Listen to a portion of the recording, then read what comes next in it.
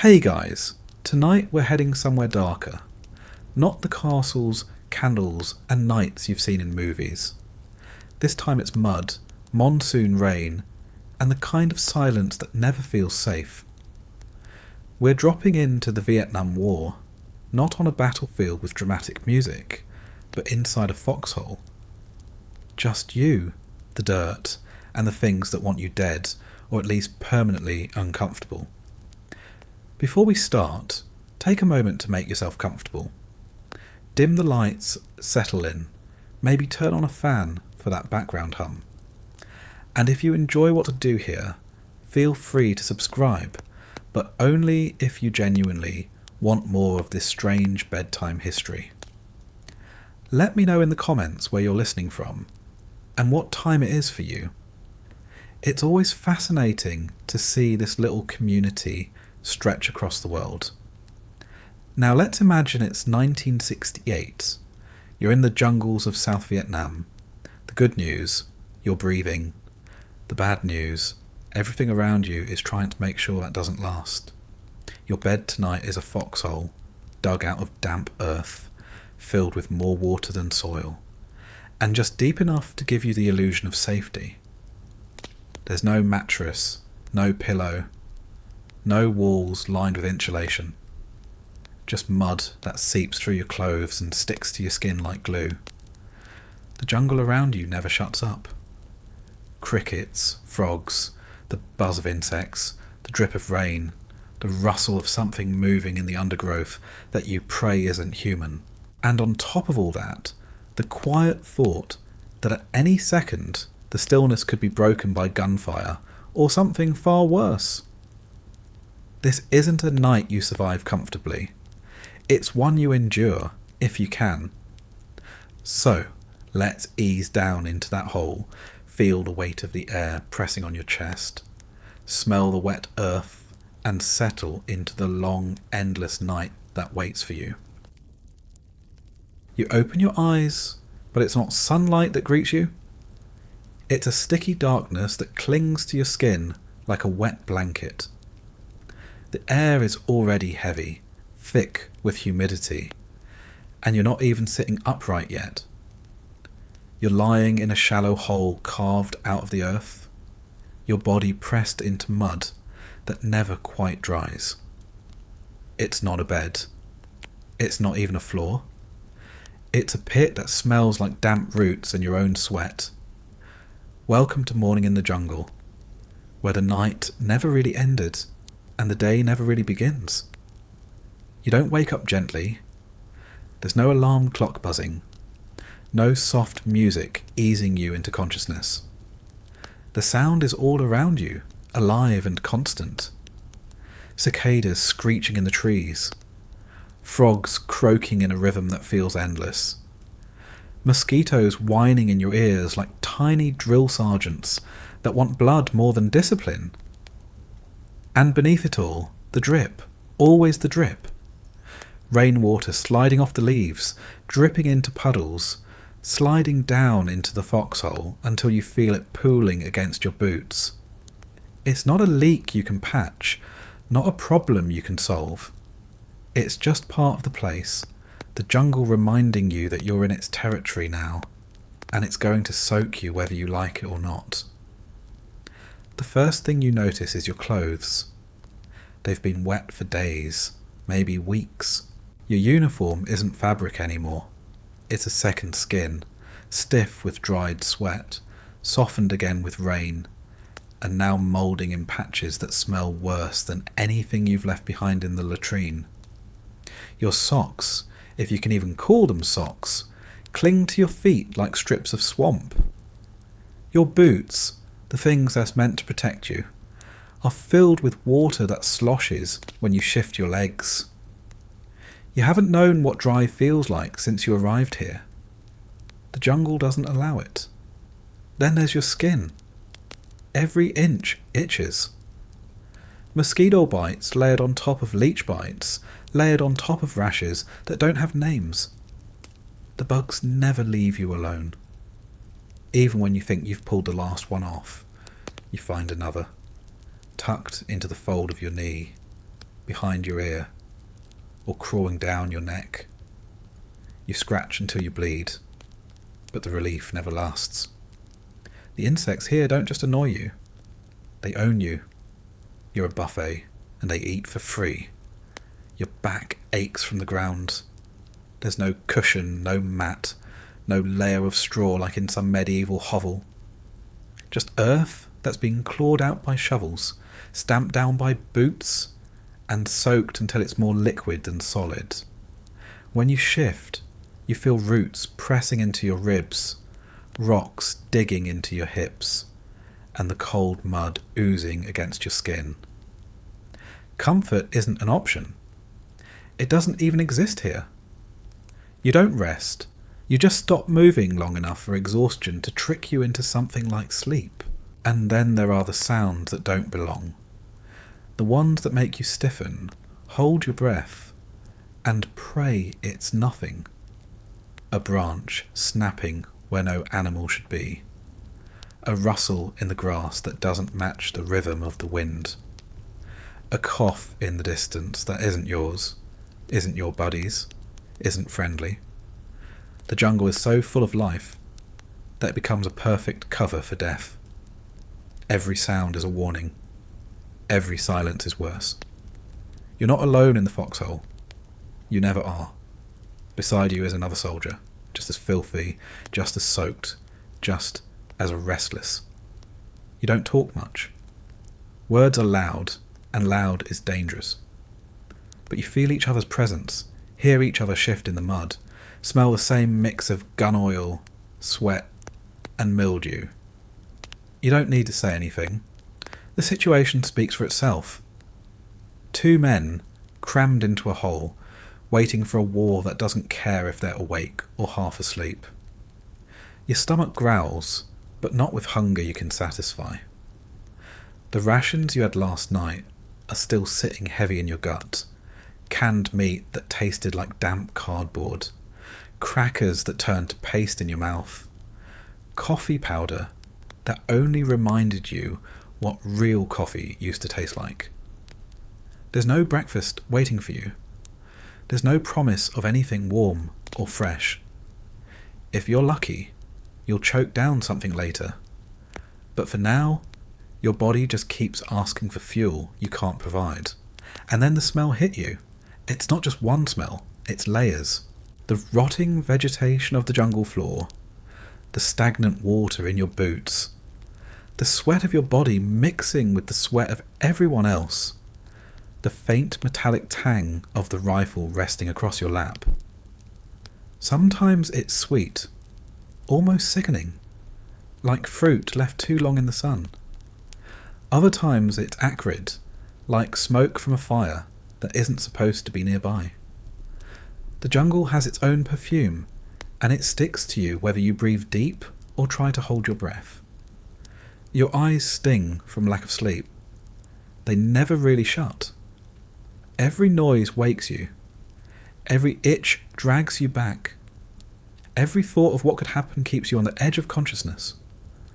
Rest isn't rest when you're waiting for something to go wrong.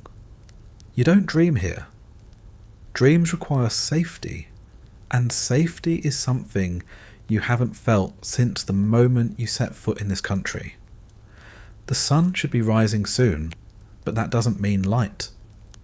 The canopy overhead blocks most of it, turning day into a permanent twilight. The jungle swallows light whole, leaving you in shadows that never move. Even when it's noon, the foxhole feels like dusk. You don't know if that's better or worse.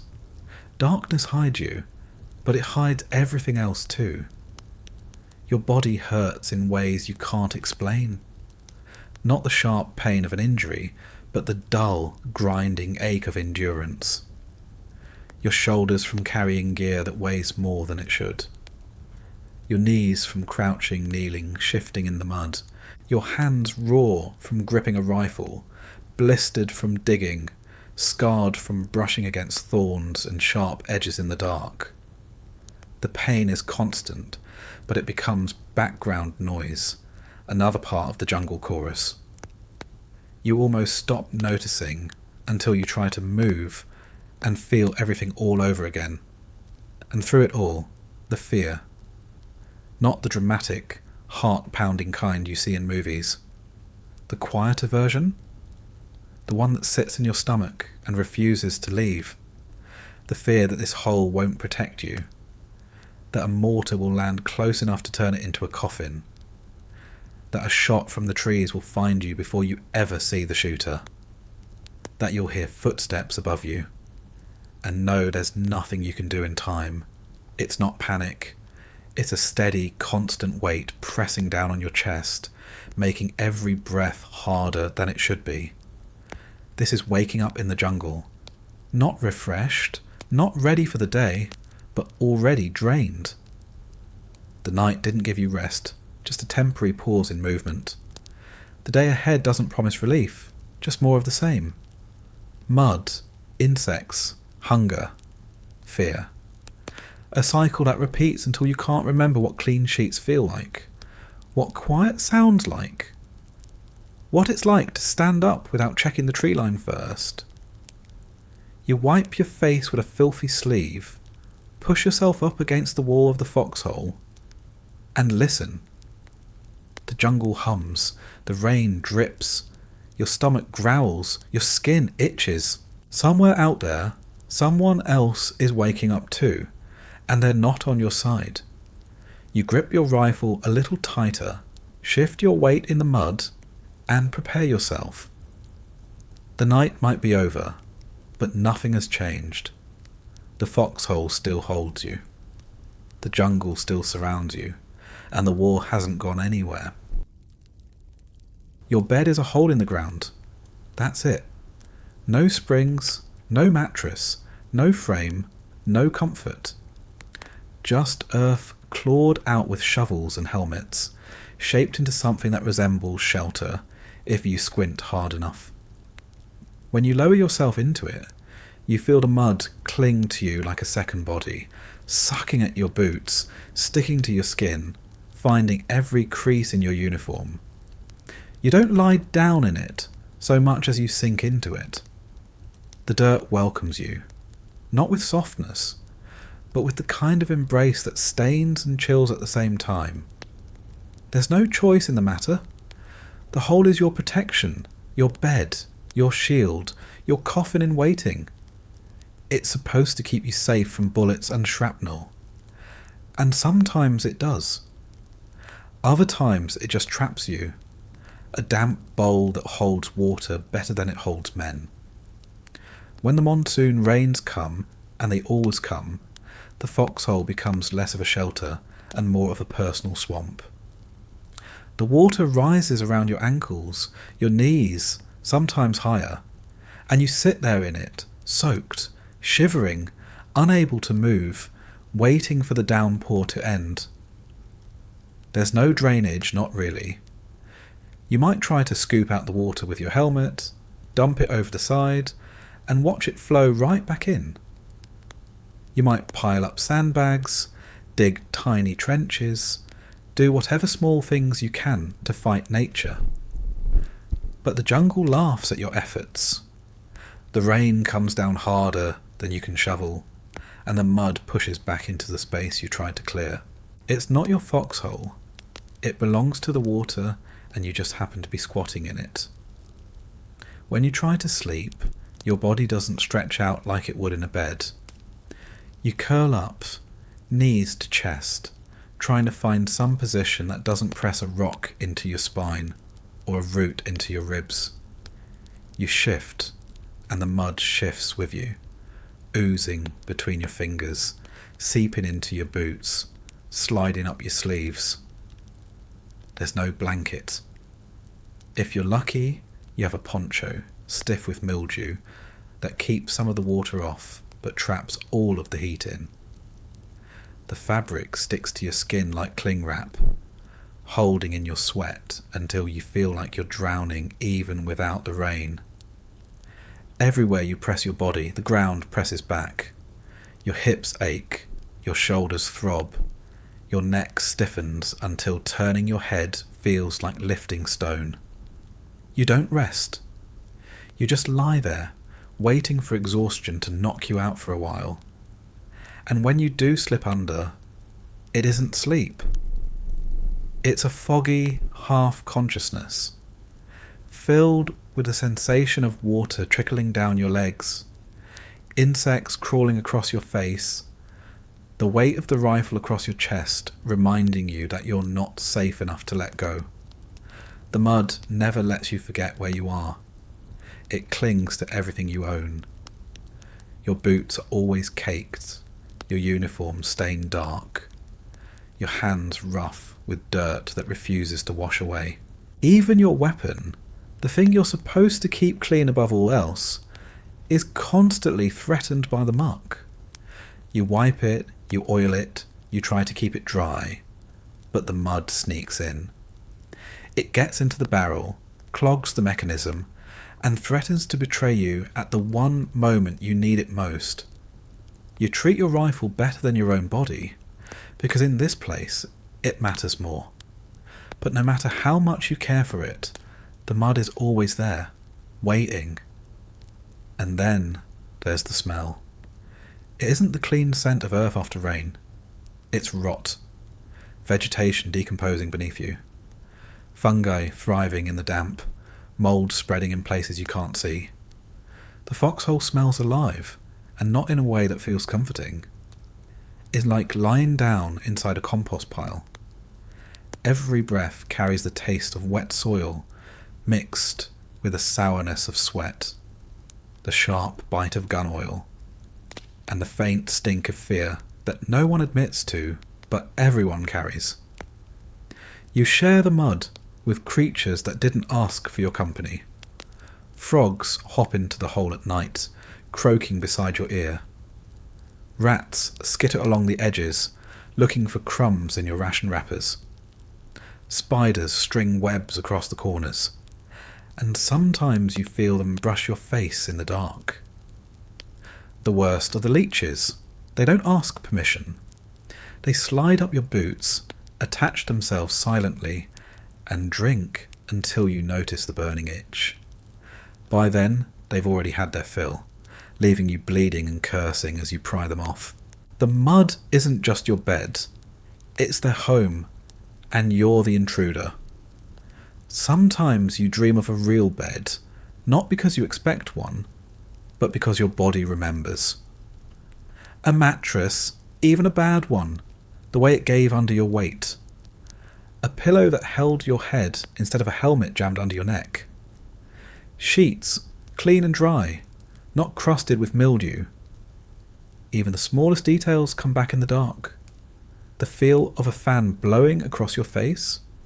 The creak of springs. The smell of laundry soap. Then you wake up with mud on your lips, a mosquito whining in your ear, and the sour taste of reality flooding back. There's no escape from the mud. Even if you climb out of the hole, it clings to your boots, splashes up your legs, cakes under your fingernails. You carry it with you wherever you go. It stains your skin until you don't know what colour you really are underneath. When you wipe your face, you leave streaks of brown that never quite fade. The mud becomes part of you, a second uniform you can't remove. Your body pays the price for sleeping in it. The constant damp rots your skin, leaving raw patches that burn when you move. The itch never goes away. Some mornings, your feet are so swollen from trench foot that slipping on your boots feels like shoving your toes into a vice. The skin between your legs chafes raw. Every step a reminder that comfort is a forgotten concept. You tell yourself you'll wash when you can, but there's no water clean enough, no time long enough, no chance to ever really scrub it off. The mud doesn't just seep into your clothes, it seeps into your thoughts. You start thinking of yourself as part of the whole, like you're dissolving into the earth. Days blend together when every night ends with you sinking into the same damp pit, staring up at the same leaves overhead, listening to the same endless rain. You forget what it feels like to be clean, to be dry, to sleep without the weight of the earth pressing into you.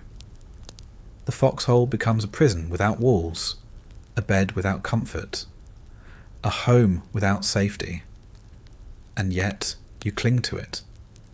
Because for all its misery, the hole is the only thing between you and the bullets, between you and the shrapnel, between you and the unseen enemy moving through the trees.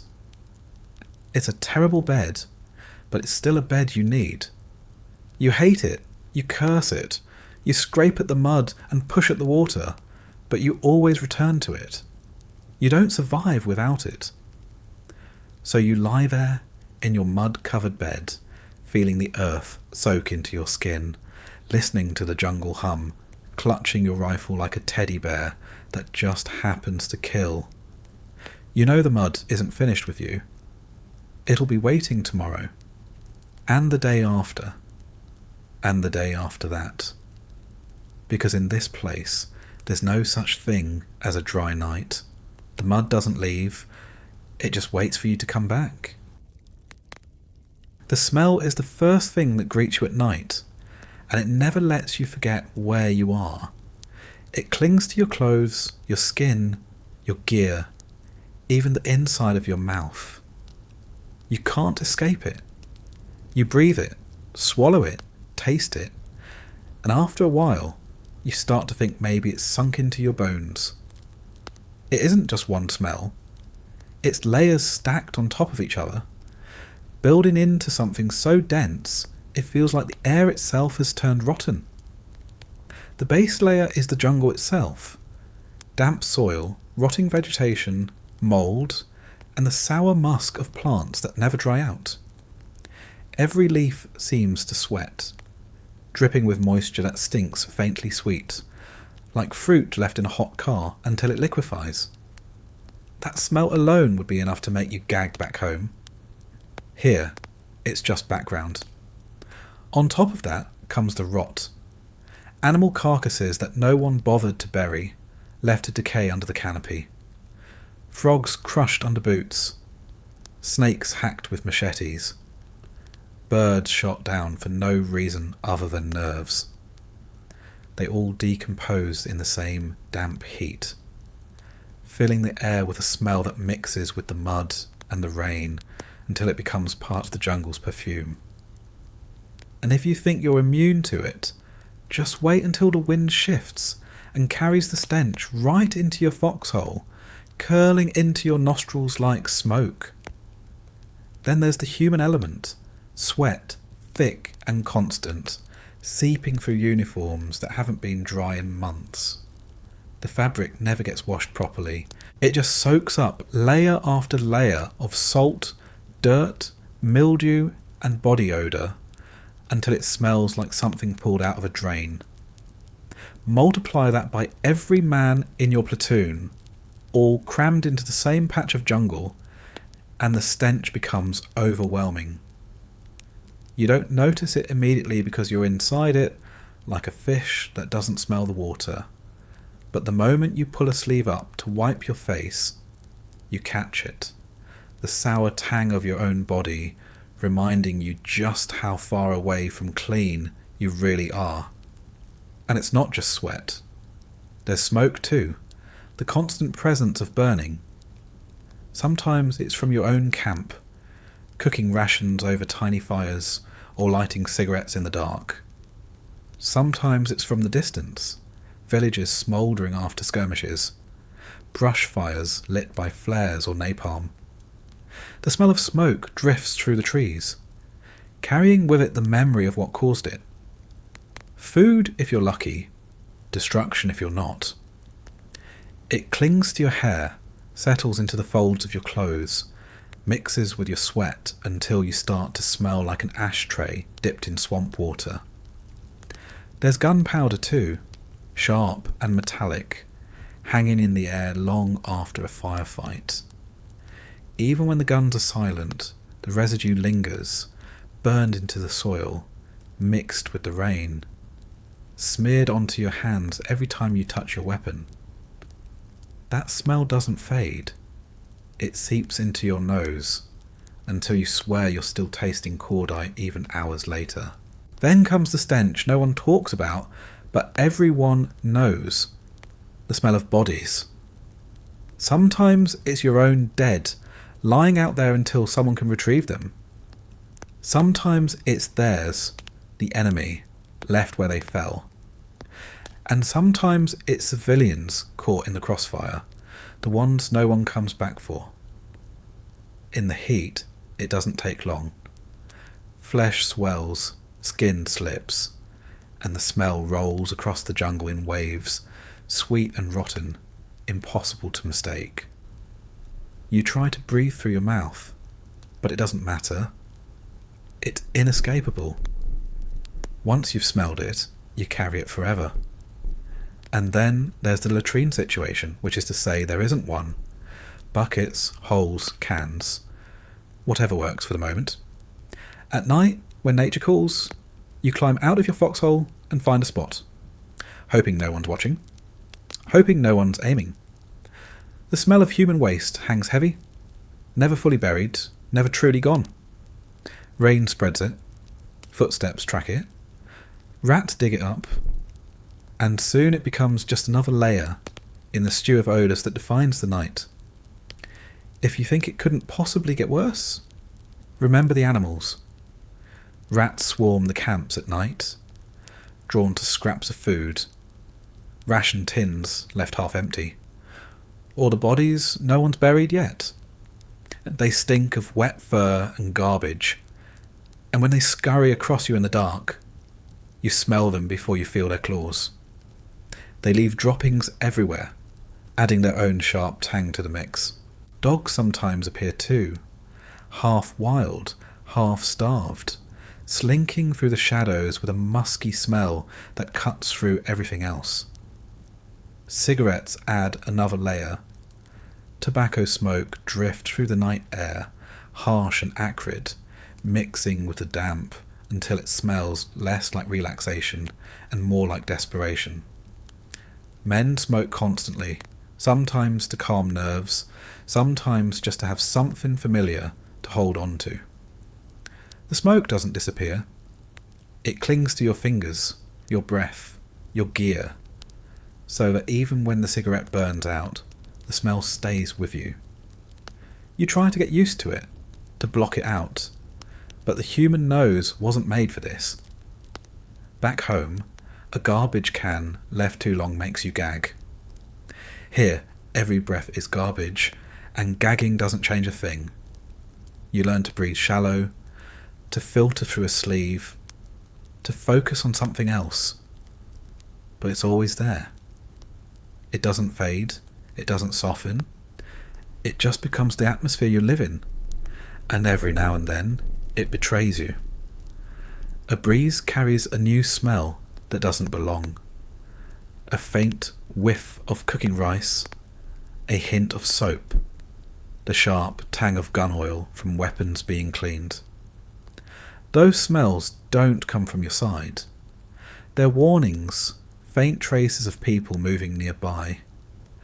The jungle gives itself away with scent before sight or sound, and your nose learns to pay attention even when it wants to shut down.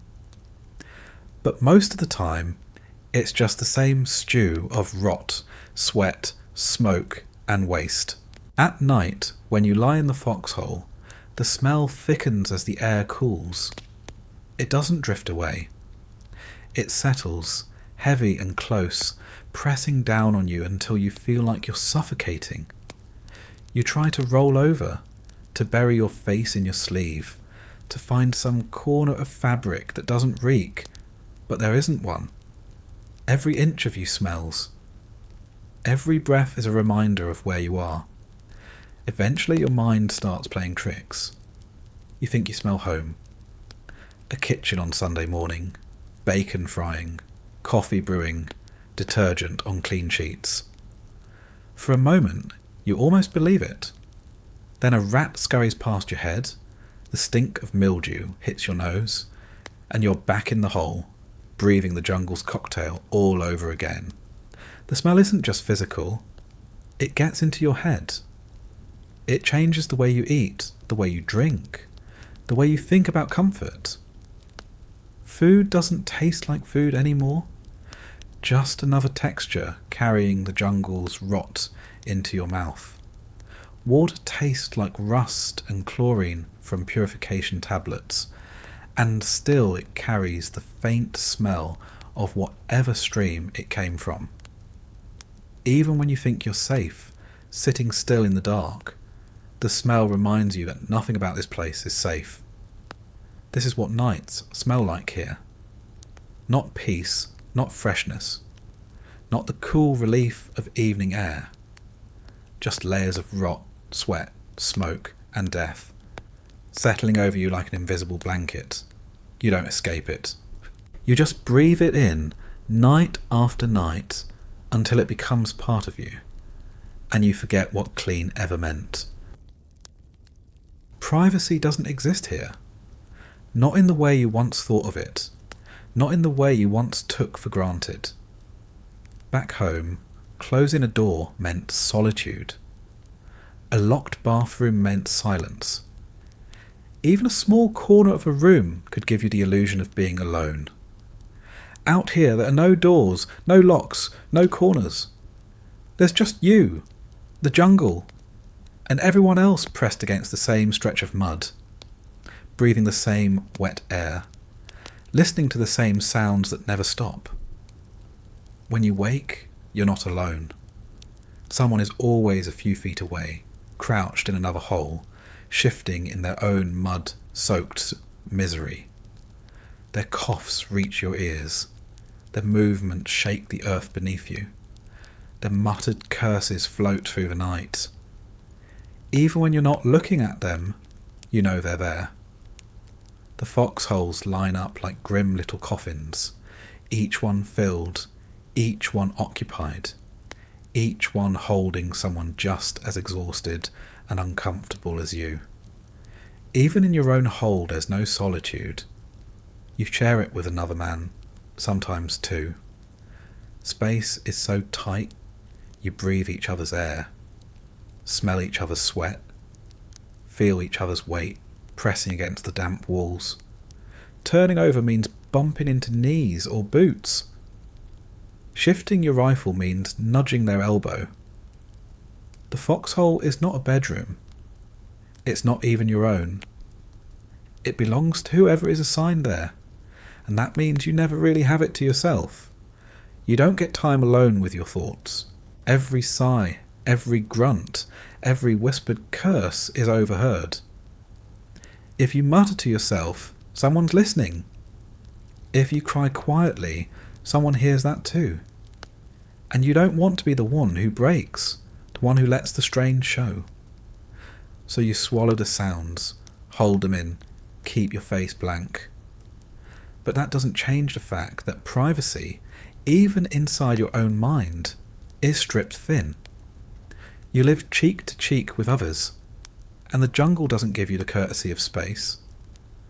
When nature calls, the lack of privacy is worse. You climb out of the hole, rifle slung, hoping to find a patch of ground unobserved. But there's no such thing. The jungle is crowded, every bush alive with eyes, every shadow hiding someone. You squat where you can, fast and awkward, knowing full well someone might be watching. And it's not just the enemy. Sometimes it's your own men who glance up and pretend not to see, because they're stuck with the same indignity. You don't get a door to close. You don't get the dignity of being unseen. You do what you have to do and hope no one says a word about it later. Bathing isn't private either. Not that you'd call what you do bathing. Stripping down to wash in a stream or pour a canteen over your head means exposing yourself in front of the others. They see the rash spreading across your chest, the sores on your legs, the raw patches where your skin has given up. They see your body wasting away from bad food and long marches. You see theirs too, and no one comments because there's nothing to say. Privacy would hide these things, But out here, everything is visible. Letters from home arrive sometimes, folded and creased, words written in careful hands. Reading them should be private, a moment to imagine something beyond the mud and the rot. But the Foxhole doesn't grant that. Your buddy sits next to you, watching, maybe pretending not to. The words blur in your hands, and you feel eyes on you as you try to picture the life waiting beyond the jungle. You fold the letter fast, tuck it into your pocket, and look away. There's no way to read in peace. Even sleeping isn't yours alone. You curl up, close your eyes, but the snores, coughs, muttered dreams, and sudden shifts of the man beside you keep pressing in. You feel the heat of his body, hear the grinding of his teeth, smell the sour staleness of his breath. It doesn't matter how tired you are. You're never truly alone enough to drift freely. Your sleep is borrowed, fractured, always intruded upon. And then there are the rats. Privacy would mean shutting them out, closing a door, blocking a crack. But there's no shutting them out here. They crawl across your boots at night, slip into your gear, scurry across your chest when you're half asleep. They chew through ration tins, leave droppings on your rifle stock, nibble at the calloused skin of your hands if you don't jerk away fast enough. Their scratching is a constant reminder that your space isn't yours, that you share it with every living thing that calls this jungle home. There's no private grief either. Men die, sometimes next to you, sometimes in the distance. You want a moment to take it in, to let the weight of it settle. But there's no chance. Orders bark, weapons reload, the night moves on. Your grief is a group activity, endured shoulder to shoulder, without time for tears. You bury it just like you bury everything else, because there's no room for privacy here, not even for mourning. Even your body doesn't feel like your own anymore. Privacy would mean control, time to clean, time to heal. But in the Foxhole, your skin belongs to the insects. Your stomach belongs to the food that poisons it. Your feet belong to the mud. You share everything with this place, whether you want to or not. The jungle takes pieces of you, and it doesn't ask permission. At night, when you try to imagine being alone, your mind blanks. You can't picture solitude anymore. You can't remember what it feels like to be in a room by yourself, to close a door and know no one can enter, to stand in silence without someone's breath beside you. The Foxhole doesn't give you solitude. It doesn't give you space. It presses in, closer and closer, until you and everyone around you are just parts of the same miserable organism. And the worst part is you start to accept it. Privacy becomes a luxury you no longer expect, a concept you stop reaching for. You stop hoping for time alone, because hope is just another thing the jungle strips away. You learn to live in the open, to share every breath, every itch, every humiliation. And when you catch yourself forgetting what it was like to be alone, you realise the jungle has taken something more from you. Not just comfort, not just cleanliness, but the very idea that you ever had a space of your own. You never spend a single moment in that hole alone. The jungle doesn't allow solitude. Even if every man around you went silent, even if the night itself stopped breathing, there would still be the other residents, the ones that don't need rifles or boots or rations. They're already here, and they outnumber you by thousands. Start with the mosquitoes. They're not like the ones back home that buzz around your ear on a summer evening, annoy you for a few minutes, and then disappear. These ones are endless. They live in the swamps, the puddles, the still water that gathers in the foxhole after a night of rain. They breed in numbers that make the air itself feel alive. The sound of their wings isn't a faint whine anymore.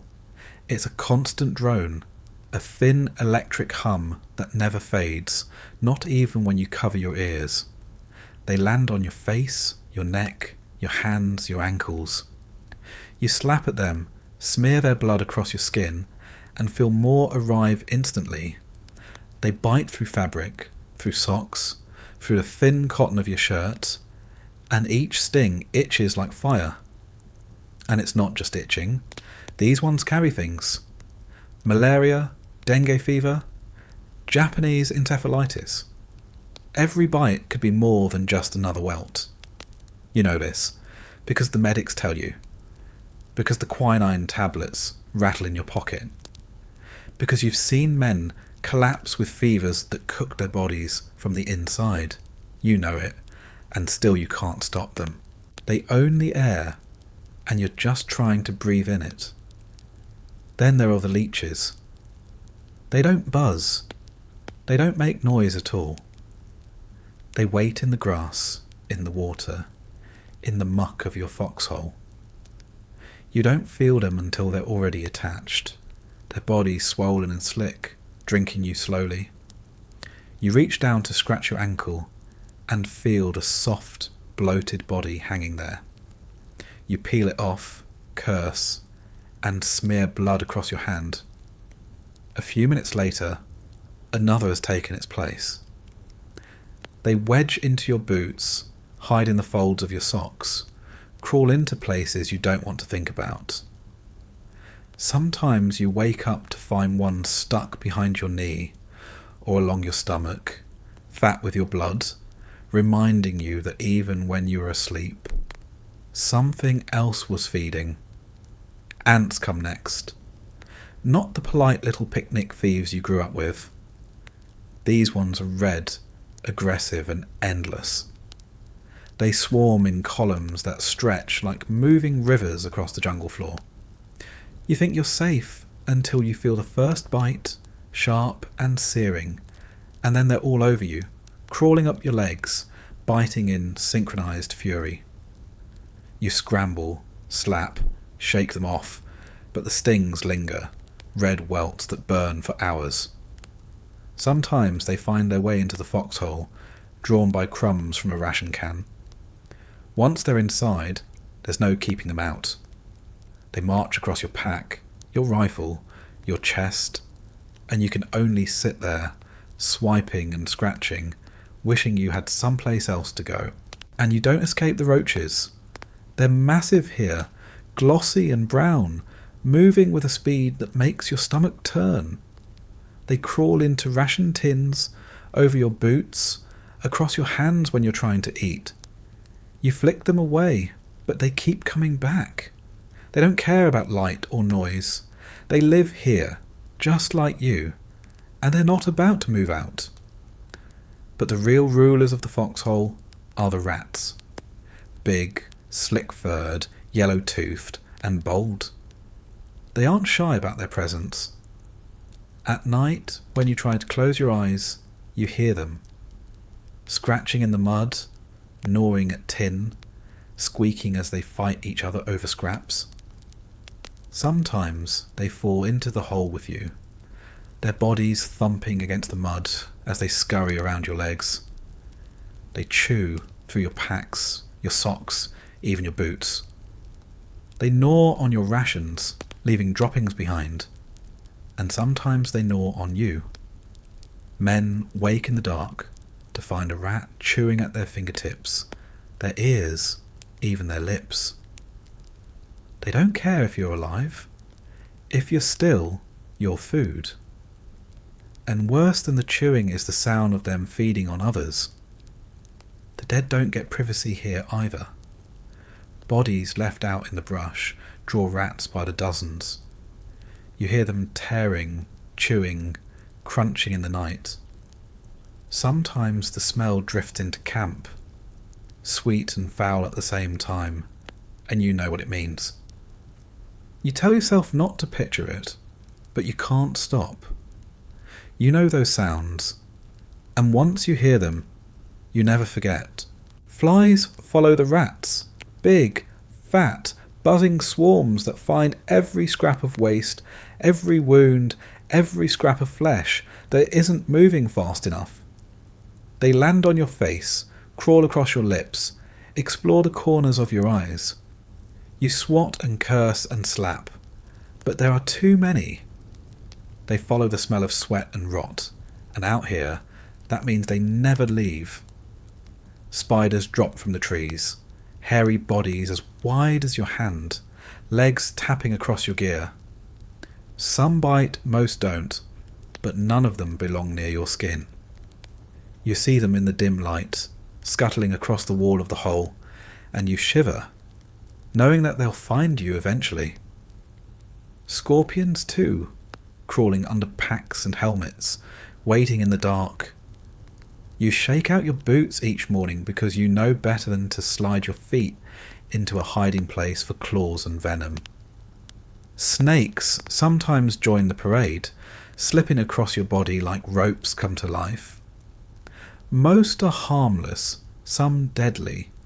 You don't know the difference until it's too late. A sudden strike, sharp fangs, and poison rushing through your veins. You've heard of men dying in minutes. You've also heard of medics cutting into the wound with knives, sucking the venom out with their mouths, praying it works.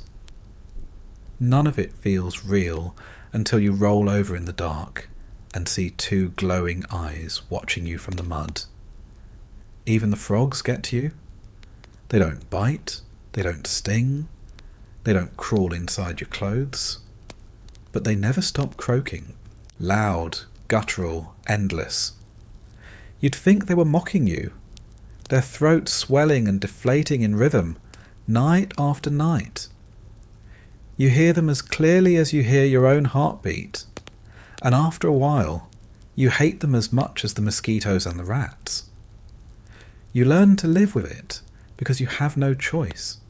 You stop flinching when a mosquito lands. You stop screaming when a rat scurries over your chest. You pull the leech off without looking, crush it in your fingers, and toss it into the mud. You learn the rhythm of the jungle's infestations, and you stop being surprised by any of it. But that doesn't mean you stop hating it. You just stop letting the hate show. The worst part is knowing you'll never win. No matter how many mosquitoes you slap, more come. No matter how many rats you kill, more take their place. The bugs, the rodents, the leeches, they own this place. You're just passing through, and they know it. They don't care about your rifle, your helmet, your rank, or your orders. To them, you're just another warm body in the mud, another meal, another host. At night, when you lie awake in the dark, you feel them on you. The tiny crawl across your arm, the sharp nip at your ankle, the slither against your chest. You scratch, slap, roll over, and it doesn't matter. They're still there. They'll always be there. You try to imagine silence, stillness, emptiness, but the jungle doesn't offer that. It offers company, the kind you never wanted, the kind you can't escape, the kind that reminds you every moment that you're not alone, not even in your own skin. The night never really ends here, but the jungle makes sure you know when morning is coming. Not with a rooster, not with a clock, not with anything familiar. Instead, you get the symphony of water and wings. The monsoon rains and the mosquitoes work together like they rehearsed it, one pounding, one whining, both designed to make sure you don't sleep longer than a shallow half hour. It starts with the rain. Sometimes it's a drizzle, soft at first, dripping onto leaves, trickling into the foxhole like a leaky faucet you can't fix. Other times it's sudden, violent and deafening, like someone turned the sky upside down. You feel it before you hear it. Cold drops splatter your face, your neck, the back of your hands, soaking your sleeves before you're even fully awake. The foxhole floods almost immediately. The dirt that was already mud liquefies into something closer to soup, sucking at your boots, creeping up your legs. You shift to keep your rifle out of the water, but you can't move fast enough. It's everywhere, pouring down your back, dripping off your helmet, running in rivulets across your chest. The sound of it is relentless. It pounds against the canopy, drowns out every other noise, and leaves you half deaf in your hole. You can't hear footsteps, can't hear whispers, can't hear anything except the constant hammer of rain. At first you think maybe that's good. Maybe it covers you too, hides you from anyone moving through the trees. But then you realise it hides them just as well. You're blind and deaf in the storm, and the water keeps coming, filling the hole until it feels like you're trying to sleep in a bathtub someone forgot to drain. You try to cover yourself with a poncho, but it's already damp, stiff with mildew, and the rain finds its way through every seam. It clings to your skin, heavy and sticky, and you know you'll be soaked for the rest of the day. There's no drying out, no reprieve. The jungle holds water like a sponge, and it squeezes down on you every chance it gets. And just when you think you can't get any wetter, the other half of the alarm clock arrives. The mosquitoes never miss their cue. They rise with the damp, clouds of them whirring in the air like tiny engines. You hear them even through the rain, a constant, high-pitched whine right against your ears. They hover, dive, land, bite. You slap one, crush it against your skin, smear its blood down your arm, and two more take its place. They come in waves, biting every patch of exposed flesh, then working their way through fabric that offers no protection. You feel them on your neck, your cheeks, the tender skin of your wrists. You feel them burrow under your socks, stabbing at your ankles until you itch so bad you want to tear your skin off. You try to keep still, because moving makes noise, and noise invites attention. But every nerve in your body screams for you to scratch. You dig your nails into your arms until you break the skin, just for a moment's relief. It doesn't help. The mosquitoes don't stop. The bites swell almost immediately. Red welts rise up across your skin, hot and itchy, burning worse in the humidity. You tell yourself you'll get used to it, that you can endure anything long enough. But endurance doesn't make it stop. You know what's inside those welts too? The medics talk about it all the time. Malaria, the fever that cooks your body and makes your teeth chatter like you're standing in snow. Dengue, the one that racks your bones until you can't tell where the pain starts or ends. Encephalitis, the one that cooks your brain instead. Every bite is a coin toss, and you're rolling the dice 100 times every night. The tablets help, they say. Bitter chalk you choke down with rusty water, your only line of defence.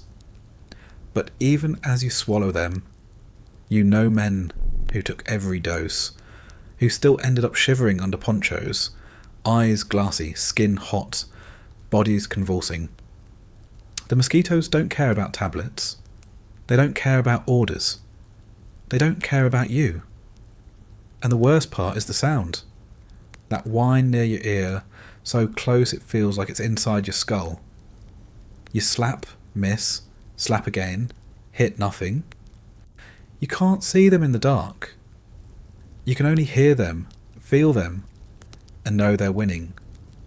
The noise builds until it's all you can focus on, louder than your own heartbeat, louder than the rain, louder than anything else. You'd think you'd grow numb to it, but you don't. It grinds at your nerves, wears you down, and keeps you awake long after your body gave up fighting. Sometimes you smear yourself with repellent, thick, greasy stuff that smells like chemicals and mud. For a few minutes, maybe it works. Then the rain washes it away, the sweat soaks it off, and the mosquitoes return like you never tried. They crawl across your face, searching for a patch you missed, probing with needle mouths that always seem to find skin. You tell yourself you'll stay awake, that you'll keep watch, but the rain is heavy, the mud is soft, and your body is too tired to care anymore. Your eyelids droop, your head sinks forward, and still the mosquitoes feast. Sleep doesn't stop them. They drink anyway, and you wake with your face swollen, your eyes puffy, your arms streaked with scratches where you clawed at yourself in your dreams. And when the rain and the mosquitoes work together, you know you've lost. The rain soaks you until you're shivering, your teeth rattling like loose rounds in a tin. The mosquitoes drain you until your blood feels thin, your skin raw from scratching. You sit there, drenched and bitten, wishing for silence, wishing for dryness, wishing for anything other than this. But the jungle doesn't give you what you wish for. It gives you water and wings, and it tells you that's all you're going to get tonight. By the time the sky lightens, you're already broken. Your uniform clings like wet paper. Your skin burns with welts. Your rifle is slick with condensation. The night didn't rest you. It only reminded you that comfort is gone, that the jungle owned every hour, even the ones you thought belonged to sleep. You blink against the rain, slap at another mosquito, and pull your knees tighter to your chest. The alarm clock has done its job. You're awake, and the day hasn't even started. The jungle doesn't offer dignity, not when it comes to eating, not when it comes to sleeping, and definitely not when it comes to relieving yourself. Back home, the bathroom was private, tiled, familiar. A door to close, a lock to turn, paper waiting by your side, or running water to wash away the evidence. Out here, there's none of that. Out here, you're lucky if you find a patch of ground that isn't already crawling with something. When the need hits, it doesn't wait for the right time. It doesn't wait until the patrol is over, or the rain lets up, or the shooting stops. It just comes, urgent and unavoidable, and you deal with it in whatever way you can. Sometimes that means squatting over a hole you dug with your own hands, barely deep enough to hide the mess, already filling with rainwater before you're finished. Sometimes it means an ammo can repurposed into something you never thought you'd need it for, the metallic clatter of the lid echoing louder than you'd like. And sometimes it means nowhere at all. Just a quick, desperate squat in the jungle brush, hoping you don't step on something venomous or get caught in someone's flashlight beam. Privacy isn't even part of the conversation. You try to shuffle far enough from the others to spare yourself the embarrassment. But distance is dangerous. Step too far into the brush, and you might not come back. So you stay close.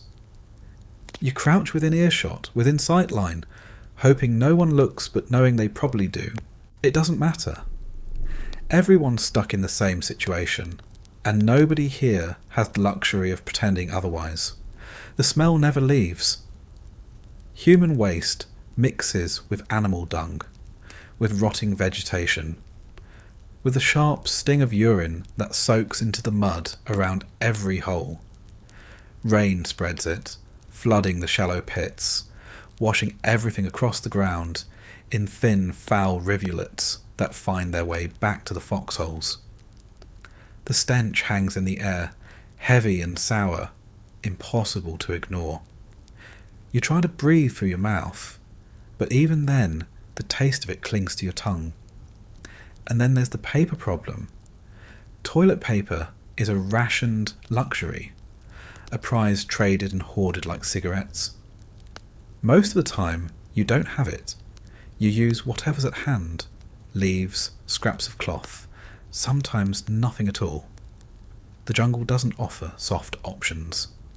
The leaves are rough, waxy, or edged with spines that cut more than they clean. You learn quickly which ones to avoid, but mistakes are made, and the burning reminder follows you for days. Cloth works better, but it means tearing strips from your already threadbare uniform, leaving you more exposed to the bugs and the mud. Nothing at all just means living with it, raw and uncomfortable, the itch blending with the dozens of other itches that already torment you. Diarrhea is almost constant. It comes from the water, the food, the stress, the heat. You eat canned meat that's been sweating in the sun all day, swallow water purified with chlorine tablets that leave it tasting like rust, and your stomach rebels. You spend half your time squatting, clutching your rifle in one hand, trying to finish before the mosquitoes swarm or the rats get curious. The sound isn't dignified, the smell is worse, and the humiliation is complete. But you do it anyway, because you have no choice. Night makes it even worse. When the urge comes in the dark, you climb out of your foxhole, heart pounding, every shadow a possible enemy.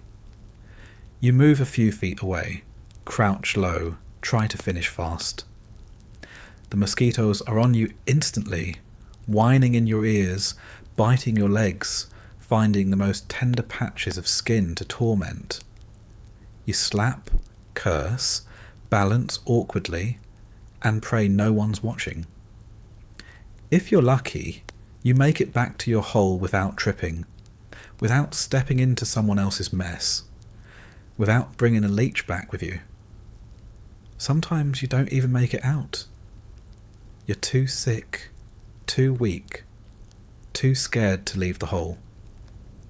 You use a can, a bag, whatever you have, and the stench fills the foxhole until you can't tell where your body ends and the waste begins. You sit there in the dark, your buddy pretending not to notice, both of you choking on the smell, both of you wishing for anything else. The insects don't care. Flies swarm the waste within minutes, buzzing, crawling, laying eggs.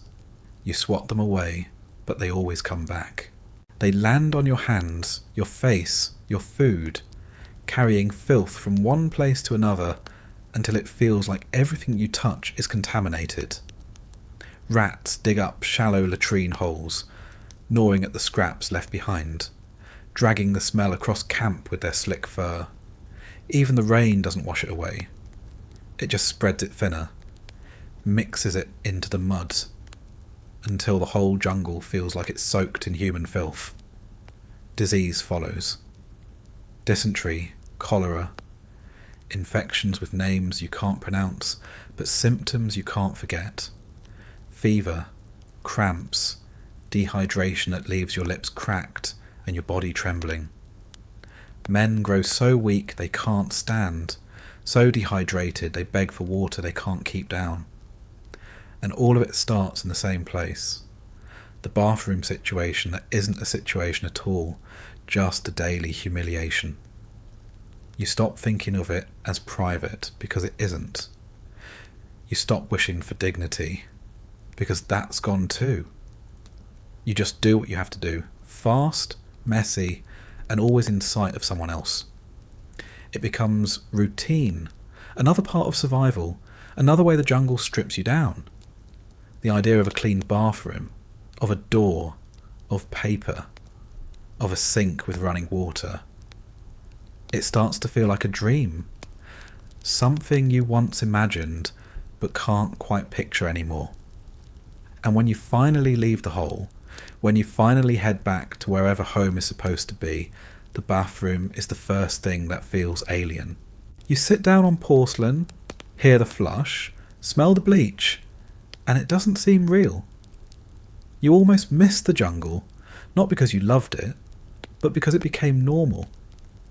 That's the trick of it. Out here, the lack of dignity becomes just another fact of life. Another reminder that privacy isn't part of survival, and survival is the only thing that matters. Food in the jungle isn't a comfort. It isn't a break from misery. It's just another way the day grinds you down. Back home, eating meant choice. Breakfast had bacon or eggs, or cereal poured into a clean bowl. Lunch had sandwiches, fruit, maybe something warm. Dinner could be comforting, cooked, familiar. Out here, none of that exists. Out here, food comes from a tin can stamped with a date older than you'd like to think about. They call them sea rations, but you call them whatever curse fits your mood at the moment. They come in heavy brown boxes, packed with cans that rattle when you walk. Each can has a label you can barely read in the dark. Numbers and codes instead of words. You never know what you're opening until the lid pops off and the smell hits you. Sometimes it's beans. Sometimes it's meat. Sometimes it's something so vague you can't decide which animal it was supposed to be. The one thing you can count on is that it will taste like metal, grease, and regret. You crack open a can of ham and lima beans, and it stares back at you like a punishment. The beans are pale and mushy, floating in a greasy sludge. The ham cut into grey squares that don't resemble anything you've ever eaten before.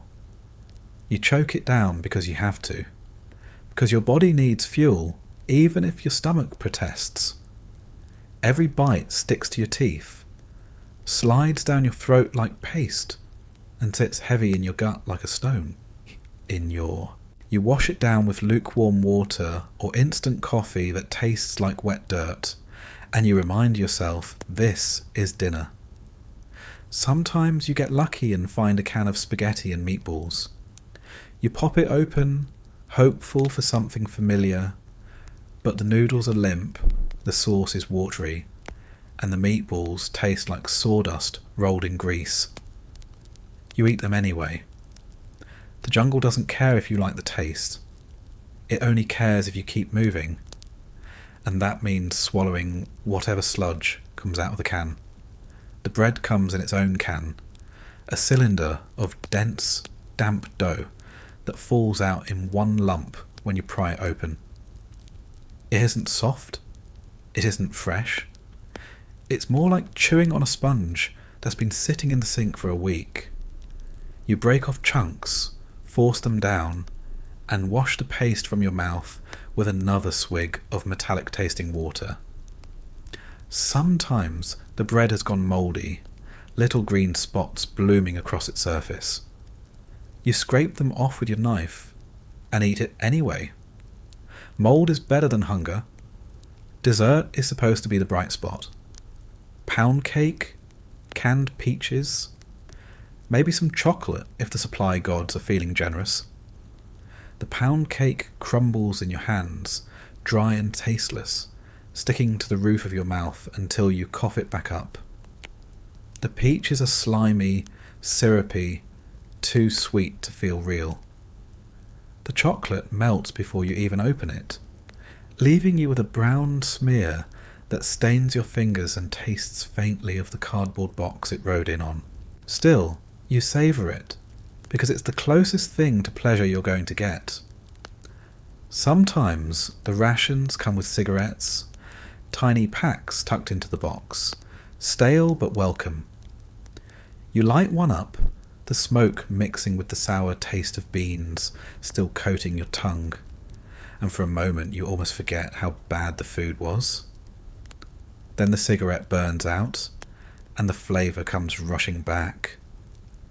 At midnight, when you're stuck in the foxhole, hungry but too tired to care, you open a can just to keep yourself awake. The metal clicks, the lid pops, and the smell wafts up through the damp night air. It mixes with the rot of the jungle, with the stink of sweat and waste, and somehow makes it all worse. You force yourself to eat anyway, spoon scraping against tin, each bite gritty with whatever dirt found its way inside. Your buddy sits beside you, chewing his own can of misery, the two of you staring into the dark as you shovel food into your mouths without speaking. Your stomach doesn't thank you. The grease sits heavy, the beans churn, the meat fights back. You feel the cramps start before you're even done.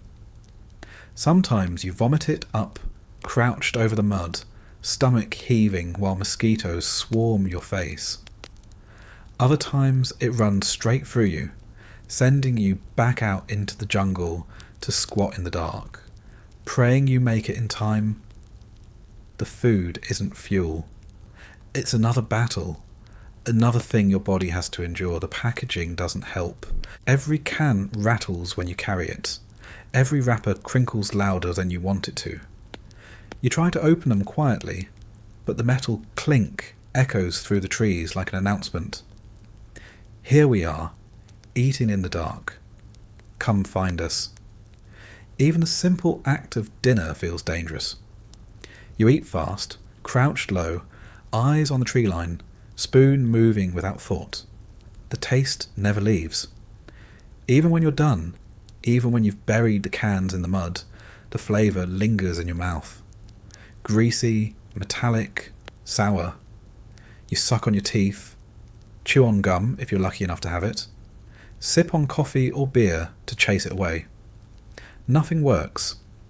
You burp beans hours later, cough up spaghetti when you least expect it, taste chocolate gone stale every time you swallow. The food follows you, reminding you of every meal you hated but couldn't skip.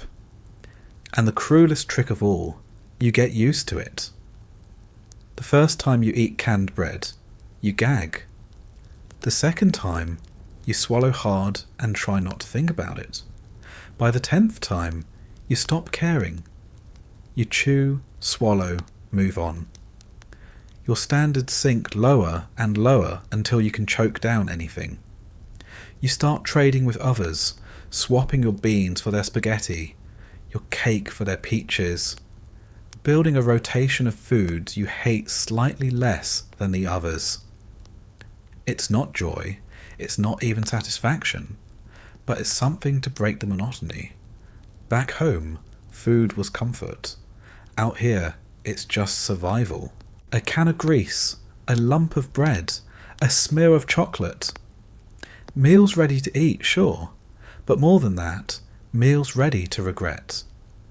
And you do regret them, every night, every bite, every time your stomach twists in the dark. And you wonder if the next morning will even come. Water should be life. Back home, you turned on a tap and never questioned it. Cold glass, clear liquid, safe, without thought. Out here, water is a gamble. Every sip is a coin toss, and most of the time, the coin lands against you. You start the day already thirsty. The air is so thick with humidity, it feels like you're drowning, yet your throat is dry. Your tongue sticks to your teeth. Your lips crack no matter how much you lick them.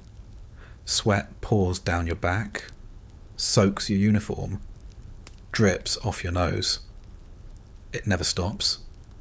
And every drop leaving your body reminds you how badly you need to put something back in. But there's no faucet here. No bottled spring water waiting in neat rows. There's just canteens, streams and tablets that turn every drink into another form of punishment. The canteen is supposed to be your lifeline. Metal, dented, always lukewarm, sloshing with water that's been purified just enough to be technically safe. You tip it back, expecting relief, and instead you get the taste of chemicals. The chlorine tablets are harsh, bitter, turning every sip into something closer to swimming pool runoff than drinking water.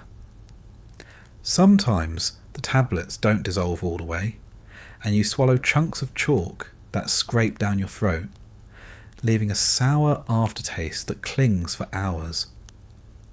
You tell yourself it's better than nothing, but your stomach disagrees. The chemical brew churns inside you, mixing with beans from last night's rations, and leaves you doubled over with cramps. You press a hand to your gut, groan quietly, and pray the pain passes before your watch ends. Sometimes it does. Sometimes it doesn't.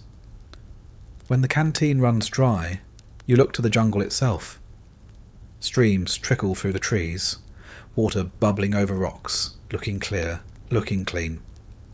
You crouch low, scoop some into your helmet, and for a moment it looks refreshing, almost inviting. Then you remember what's upstream. Someone squatting over the water, an animal carcass bloating under the surface, rotting vegetation leaching its colour into the current, parasites invisible to the eye, bacteria waiting like an ambush. You force yourself to drop the tablets in, stir the water with a stick, and wait. You never wait long enough. The thirst is too sharp, and you drink too soon, hoping the jungle spares you this time. It doesn't. Sooner or later, the stomach rebellion begins. Dysentery is the most common punishment. It starts with cramps, sharp and twisting, like your intestines are being wrung out by hand. Then comes the flood. Your body purges everything, fast and uncontrollable, until you're squatting in the brush every half hour, weak, trembling, barely able to hold your rifle steady. The mosquitoes swarm you mid-squat, biting your thighs, your ankles, your face, and you can't even swat them because your hands are busy holding yourself upright. You finish, stumble back to the foxhole, collapse against the wall, and know you'll be back out again before long. Dehydration follows. You lose so much liquid so fast that your lips split, your tongue swells, but your head pounds. You drink more to replace it, but the water only feeds the sickness, rushing through you faster than you can hold it. The cycle repeats until you're too weak to stand, until the medic has to drag you out and dose you with whatever powder or pill he has left. If you're lucky, you recover in a few days, thinner, weaker, but still breathing. If you're not, you fade fast, shivering with fever, eyes glassy, lips cracked wide open. Men have died this way, not from bullets, not from shrapnel, but from water. And then there's the taste. Even when it doesn't kill you, it never refreshes you. Every sip tastes wrong. Metallic from the canteen, chemical from the tablets, earthy from the jungle streams. Sometimes the water carries bits of grit, small leaves, the occasional insect carcass. You choke it down anyway, gagging as you swallow, because the thirst is worse. The liquid sloshes in your stomach, warm and sour, and you wonder if it's helping or just setting you up for another night of cramps. Some men get creative. They try catching rainwater in ponchos, filling helmets during storms, hoping the sky is cleaner than the ground. The water tastes like rubber, like mud, but at least it doesn't carry the same risks. Others hoard beer from supply drops, drinking it like medicine, pretending the weak alcohol counts as hydration. It doesn't. It only dehydrates you faster, leaves your mouth even drier, your stomach even emptier. But when the choice is bitter chlorine water or stale beer, the beer sometimes wins. The irony doesn't escape you. You're surrounded by water. The jungle drips with it. The air itself feels like steam. Your boots squish with every step. Your foxhole fills like a bathtub every night. You're drowning in wetness and dying of thirst at the same time. You scoop mud out of your hole with your hands, flick it away, watch it seep right back in, and your throat still feels like sandpaper. You can't escape it. You're soaked and parched all at once, and there's no middle ground. You stop expecting relief. You stop dreaming of cold glasses, of ice cubes clinking, of water so clear it sparkles. Instead, you drink what you're given, swallow it down, and brace for the consequences. Hydration isn't about comfort anymore. It's a gamble. A roll of the dice with parasites and fever waiting on the other side, and you keep rolling because the alternative is worse. At midnight, when the jungle hums and the mosquitoes whine, you take another sip from your canteen. It tastes like metal and chlorine, like rust and chemicals, like everything except water. You swallow anyway, wipe your mouth with a sleeve stiff with mud, and wait for your stomach to decide what happens next. You start the day by putting on the same thing you've been wearing for weeks, maybe months. There is no wardrobe, no change of clothes, no drawer full of fresh shirts waiting to be unfolded. There is only the uniform you have, the one already soaked in sweat, stiff with salt, caked in mud, crawling with insects, and starting to smell less like fabric and more like a compost pile you've decided to live inside. It doesn't feel like clothing anymore. It feels like a punishment stitched together from mildew and regret. The uniform is supposed to be practical. Olive drab, lightweight, designed for the tropics, they said. In reality, it's just another layer of misery. The fabric is thin enough to tear on branches, but thick enough to trap heat against your skin. The humidity makes it cling to every inch of you, sticking to your back, your chest, your thighs, until peeling it away feels like tearing off your own skin. You sweat straight through it, every pore leaking until the shirt hangs heavy, dripping down your arms. By midday, it's soaked again with rain, and by nightfall, it's crusted with a mix of sweat, water, and mud. You never feel dry. The uniform never gives you that relief. It lives permanently somewhere between damp and drenched, and you carry it on your body like a second skin you never wanted. The seams rub raw against your shoulders, your armpits, the insides of your thighs. After weeks, your skin starts to break down. Rashes spread in angry red streaks where the fabric never stops chafing. Open sores fester under the layers, stinging with every step, swelling until you can barely walk. You try to ignore it because there's no replacement waiting, no laundry, no soft detergent to save you. You wash the shirt in a stream, pound it against a rock, scrub it with your hands until the water runs brown, then pull it back on still wet. Within an hour, it smells the same as it did before, and the rashes flare right back up. The jungle doesn't just soak your uniform, it fills it with life. Ants crawl across the fabric, biting through as if it isn't even there. Mosquitoes pierce straight through the weave, leaving rows of welts beneath the cloth. Leeches slide inside your sleeves, cling to your waistline, wedge themselves under your belt. You pull them off, smear blood across the shirt, and keep moving. Spiders hide in the folds. Cockroaches skitter down your collar. Termites chew at your gear until the fabric frays and the straps come loose.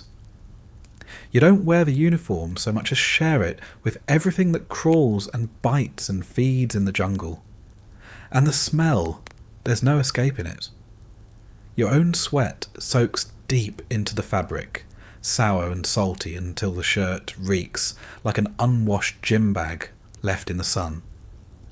Add mildew from the constant rain, smoke from the cigarettes you light in the dark, grease from the rations that spill down your chest, and the scent becomes a permanent aura. You smell yourself even when you try not to. You lean down, scratch your knee, and catch a whiff of your own shirt, sharp enough to make you gag. You stop noticing after a while, but only because everything smells the same. The men around you reek just as badly, the whole platoon walking together like a cloud of mildew and rot. Your trousers are no better. Thin, flimsy, cut to be loose for ventilation, but all they do is soak up mud like sponges. You sit in the foxhole, and they drink in the water until they cling to your thighs, heavy and cold. You march through the jungle, and they slap against your skin with every step, rubbing raw spots until they bleed. You crouch, crawl, kneel, and the knees split open, patched with tape or tied together with string. The pockets, meant for convenience, sag heavy with damp matches, waterlogged notebooks, and tins of food that leave grease stains spreading across the cloth. By the end of a week, the trousers weigh twice what they should, and they smell like something you'd scrape out of a gutter. And then there are the boots. The boots are their own kind of torture. Standard issue, hard leather, heavy, designed to last longer than the man wearing them. They come stiff at first, cutting into your heels, blistering your toes, rubbing the skin raw until every step leaves a smear of blood inside. You break them in, but breaking them in doesn't make them comfortable. It just makes the pain different. The blisters turn to calluses, the cuts turn to scars, and the boots still grind against your feet like they're trying to wear you down faster than the jungle itself. The jungle water loves the boots. It pours in through the laces, seeps in through the seams, soaks the socks until your feet are never dry. You march with squelching steps, mud oozing up between your toes, skin softening until it peels away. Trench foot sets in. The soles of your feet swell, crack, turn white and raw. The smell from inside the boots could knock a man over. You peel them off at night if you dare, and the steam rises into the foxhole, thick and sour, a mix of fungus and rot. You try to dry them by the fire, but the rain always comes back, the mud always returns, and the boots never truly dry. Fungus blooms in the damp leather, eating at the seams, sprouting on the insoles. You sprinkle powder, you rub ointment, you stuff rags inside, and nothing changes. You slide your foot back in each morning, wince at the wet squish, lace them up, and walk until your toenails blacken and fall off. The pain is constant, but it doesn't stop you. Nothing stops you, because stopping isn't an option. Socks, if you can even call them that, barely survive a week. Thin cotton turns to rags, holes opening at the toes, the heels. You patch them, swap them, trade for new ones if you're lucky, but they never last. The damp eats them, the mud stains them, the rats chew through them in the night. You slide your feet into torn socks, into soaked boots, and you keep walking, the fabric bunching and rubbing until your feet feel like raw meat. And through it all, the weight never leaves. The uniform itself isn't heavy, but soaked with rain, caked with mud, it drags at your body like a burden. The boots, each step adding pounds of water, slow you down until your legs feel like lead. The pack on your back adds another layer, straps digging into your shoulders, rubbing raw spots that never heal.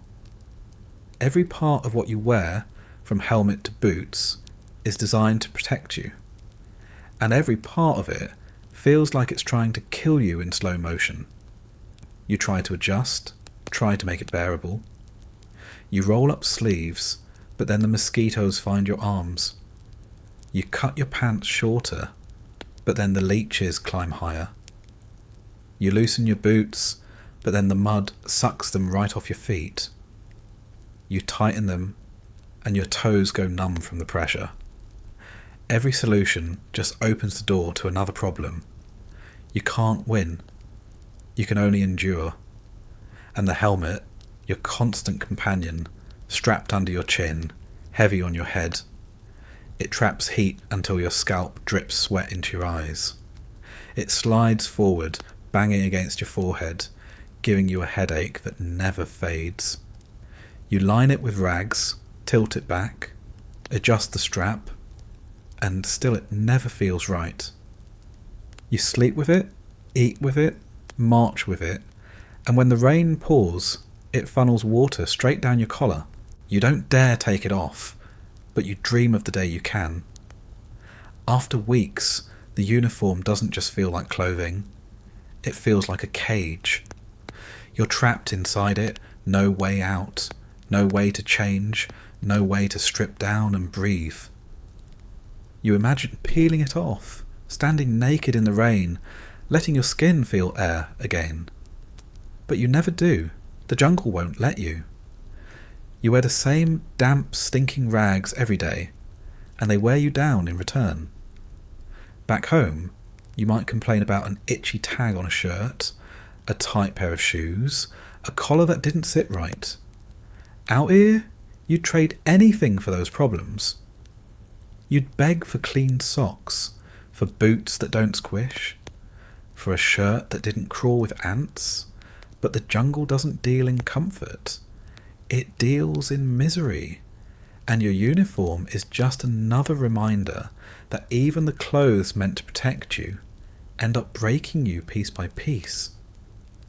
You tug at the collar, wipe your forehead with a sleeve that only makes you dirtier, stamp your feet in boots that feel more like buckets, and settle into the idea that this is it.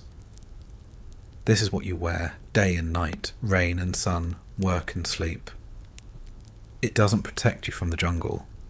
It makes you part of it, a moving pile of mildew and mud with just enough strength left to march another mile. Your skin is the first part of you the jungle claims.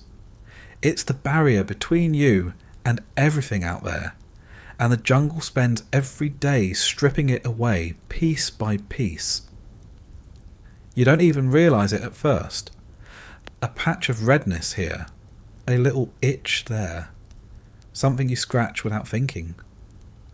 But after a week, maybe two, you start to notice that your body is falling apart in slow motion, and there's nothing you can do to stop it. The biggest problem is moisture. You never get dry. Not in the day, not in the night, not even for a few hours. The humidity hangs in the air like a wet blanket you can't pull off. You sweat until your shirt clings to your back, the rain soaks through your trousers, your boots squish with every step, and your socks are sponges wrapped around your feet. Even when the sky clears, the ground stays soaked. The air stays heavy, and the damp clings to you like a second skin. You can sit in the sun all day and still feel clammy, your body steaming inside the same uniform that never leaves your frame. At first, it just feels uncomfortable. Your skin prickles, itches, burns in folds where the sweat pools. You wipe it with a rag, scratch until it bleeds, fan yourself with a helmet. Nothing helps. The itch always comes back, sharper, angrier. Then you notice the rashes spreading. Red streaks under your arms, patches across your thighs, raw spots behind your knees. They sting with every movement, rub against the damp cloth until they ooze. You smear ointment when you have it, but the jungle laughs at ointment. It washes off in the next rain. It melts away in the next hour of sweat, and the rash grows anyway. And then comes the fungus. That's the real enemy. It creeps across your body, invisible at first, then flaring into white patches that flake, sores that ooze, skin that splits wide open. Your feet rot in your boots, skin softening until it peels away in sheets, toes swelling until they look twice their size. You press on them and water seeps out, a foul-smelling mix of sweat and infection. The medics call it immersion foot. You call it misery. You change socks when you can. Dry your feet when there's a pause. Sprinkle powder until your toes are caked white. It doesn't matter. The damp comes back, and the fungus with it. The itch is constant, and scratching only makes it worse. You drag your nails across your thighs until you leave bloody streaks. Dig into your ankles until the skin splits. The relief lasts seconds.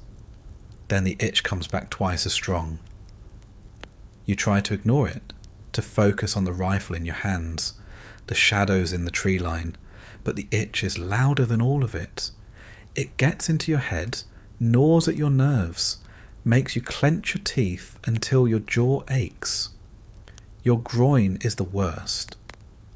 The place where sweat and damp fabric press tight, where air never reaches, becomes a breeding ground for rot. Red sores spread across your inner thighs, blisters form, and every step feels like sandpaper grinding against raw flesh. You walk bow-legged, your gait stiff and awkward, and the others don't laugh because they're doing the same. Everyone suffers it. Everyone knows. You don't even try to hide it anymore. The smell gives you away. A sour, mouldy stench rises from your boots, from your socks, from the folds of your body that never dry. You catch it every time you shift, every time you peel off a sock, every time you strip your shirt to rinse it in a stream. It clings to you like everything else here. Sweat, mildew, rot. The jungle has branded you with its stink, and no amount of washing will change it. When you do wash, it's another curse. You strip down at a stream, splash water across your body, scrub at the sores until they sting, and for a moment you feel almost human again. Then you put the same damp uniform back on, and within an hour you're soaked in sweat again, the fungus thriving even stronger for the brief rinse. Sometimes the water you wash in is dirtier than your own skin, carrying bacteria that crawl into your open sores and set up camp. You tell yourself you're cleaning, but the jungle reminds you that nothing here is clean. Your hands don't escape either. The constant grip on your rifle leaves calluses, blisters, cracks that split open and fill with mud. The damp keeps them from healing. The dirt keeps them infected. And soon your fingers are swollen, raw, throbbing with pain every time you squeeze the trigger. You wrap them in rags, smear them with ointment, grit your teeth when you flex them. You keep using them anyway. You don't have a choice. At night, the itching grows worse. You lie in the foxhole, drenched in your own sweat, scratching at your body until the man beside you curses. You try to stop, force your hands still, but the itch is too strong. You scratch in your sleep, waking to blood on your fingernails, new sores open across your skin. You know you're only making it worse, but it doesn't matter. You claw your own flesh off just for a moment of relief. Some men rot faster than others. You see them limping, their legs wrapped in filthy bandages, their feet swollen until they can't march. Their skin crawls with sores, their bodies weak from infection. Medics do what they can, powders, ointments, pills, but it's never enough. The jungle always wins. You watch them carried off, too sick to walk, their uniforms stained with pus and blood, and you wonder if you'll be next. The psychological toll is just as bad. You stop thinking of your body as your own. It belongs to the jungle now, a petri dish for every fungus, every rash, every parasite. You forget what healthy skin looks like. You forget what it feels like to be dry. You imagine standing in front of a fan back home, cool air rushing across bare skin, and it feels like a memory from someone else's life. That world doesn't exist here. Here, you're always wet, always itching, always peeling. You learn strange rituals. You dry your feet with your breath, blowing hot air into your boots just to feel like you tried. You hang socks over fires, watch them steam, then pull them back on, still damp. You sprinkle powder like it's holy water, praying it will keep the rot at bay for another day. You strip naked in the rain, arms outstretched, letting the downpour wash the sweat off your body, and for a moment you feel human again, until the rain stops, and you're soaked all over, and the cycle starts anew. Your skin becomes a map of the war, not with scars from bullets or shrapnel, but with the slow erosion of daily life. Rashes like rivers across your thighs, sores like craters behind your knees, fungus spreading like enemy territory across your feet. You don't fight battles against men alone. You fight them against your own body, and you're losing. By the time you've spent weeks here, your skin no longer feels like skin. It feels like an open wound stretched across bone, raw, fragile, ready to split with every step. You carry it like armour, but it's armour made of paper, crumbling in the rain. You stop thinking of healing. Healing requires dryness, requires rest, requires something the jungle will never give. You think only of enduring. One more march, one more night, one more day of scratching, of limping, of peeling another layer off and carrying on anyway. The jungle doesn't just cover you, it eats you, and you let it because there's no other choice. Your teeth don't belong to you anymore. Back home, you brush them twice a day, maybe 3 if you were diligent, minty paste on a soft brush, swish of clean water afterwards, a smile in the mirror to check for anything left behind. Out here, there is no mirror. There is no mint. There is no routine. Your teeth are just bones rotting inside your mouth, and you can feel it happening every day. Brushing isn't practical. You don't carry toothbrushes in your pack when every ounce of weight matters. Sometimes you have one, a little plastic stub, but water is too precious to waste on cleaning your mouth.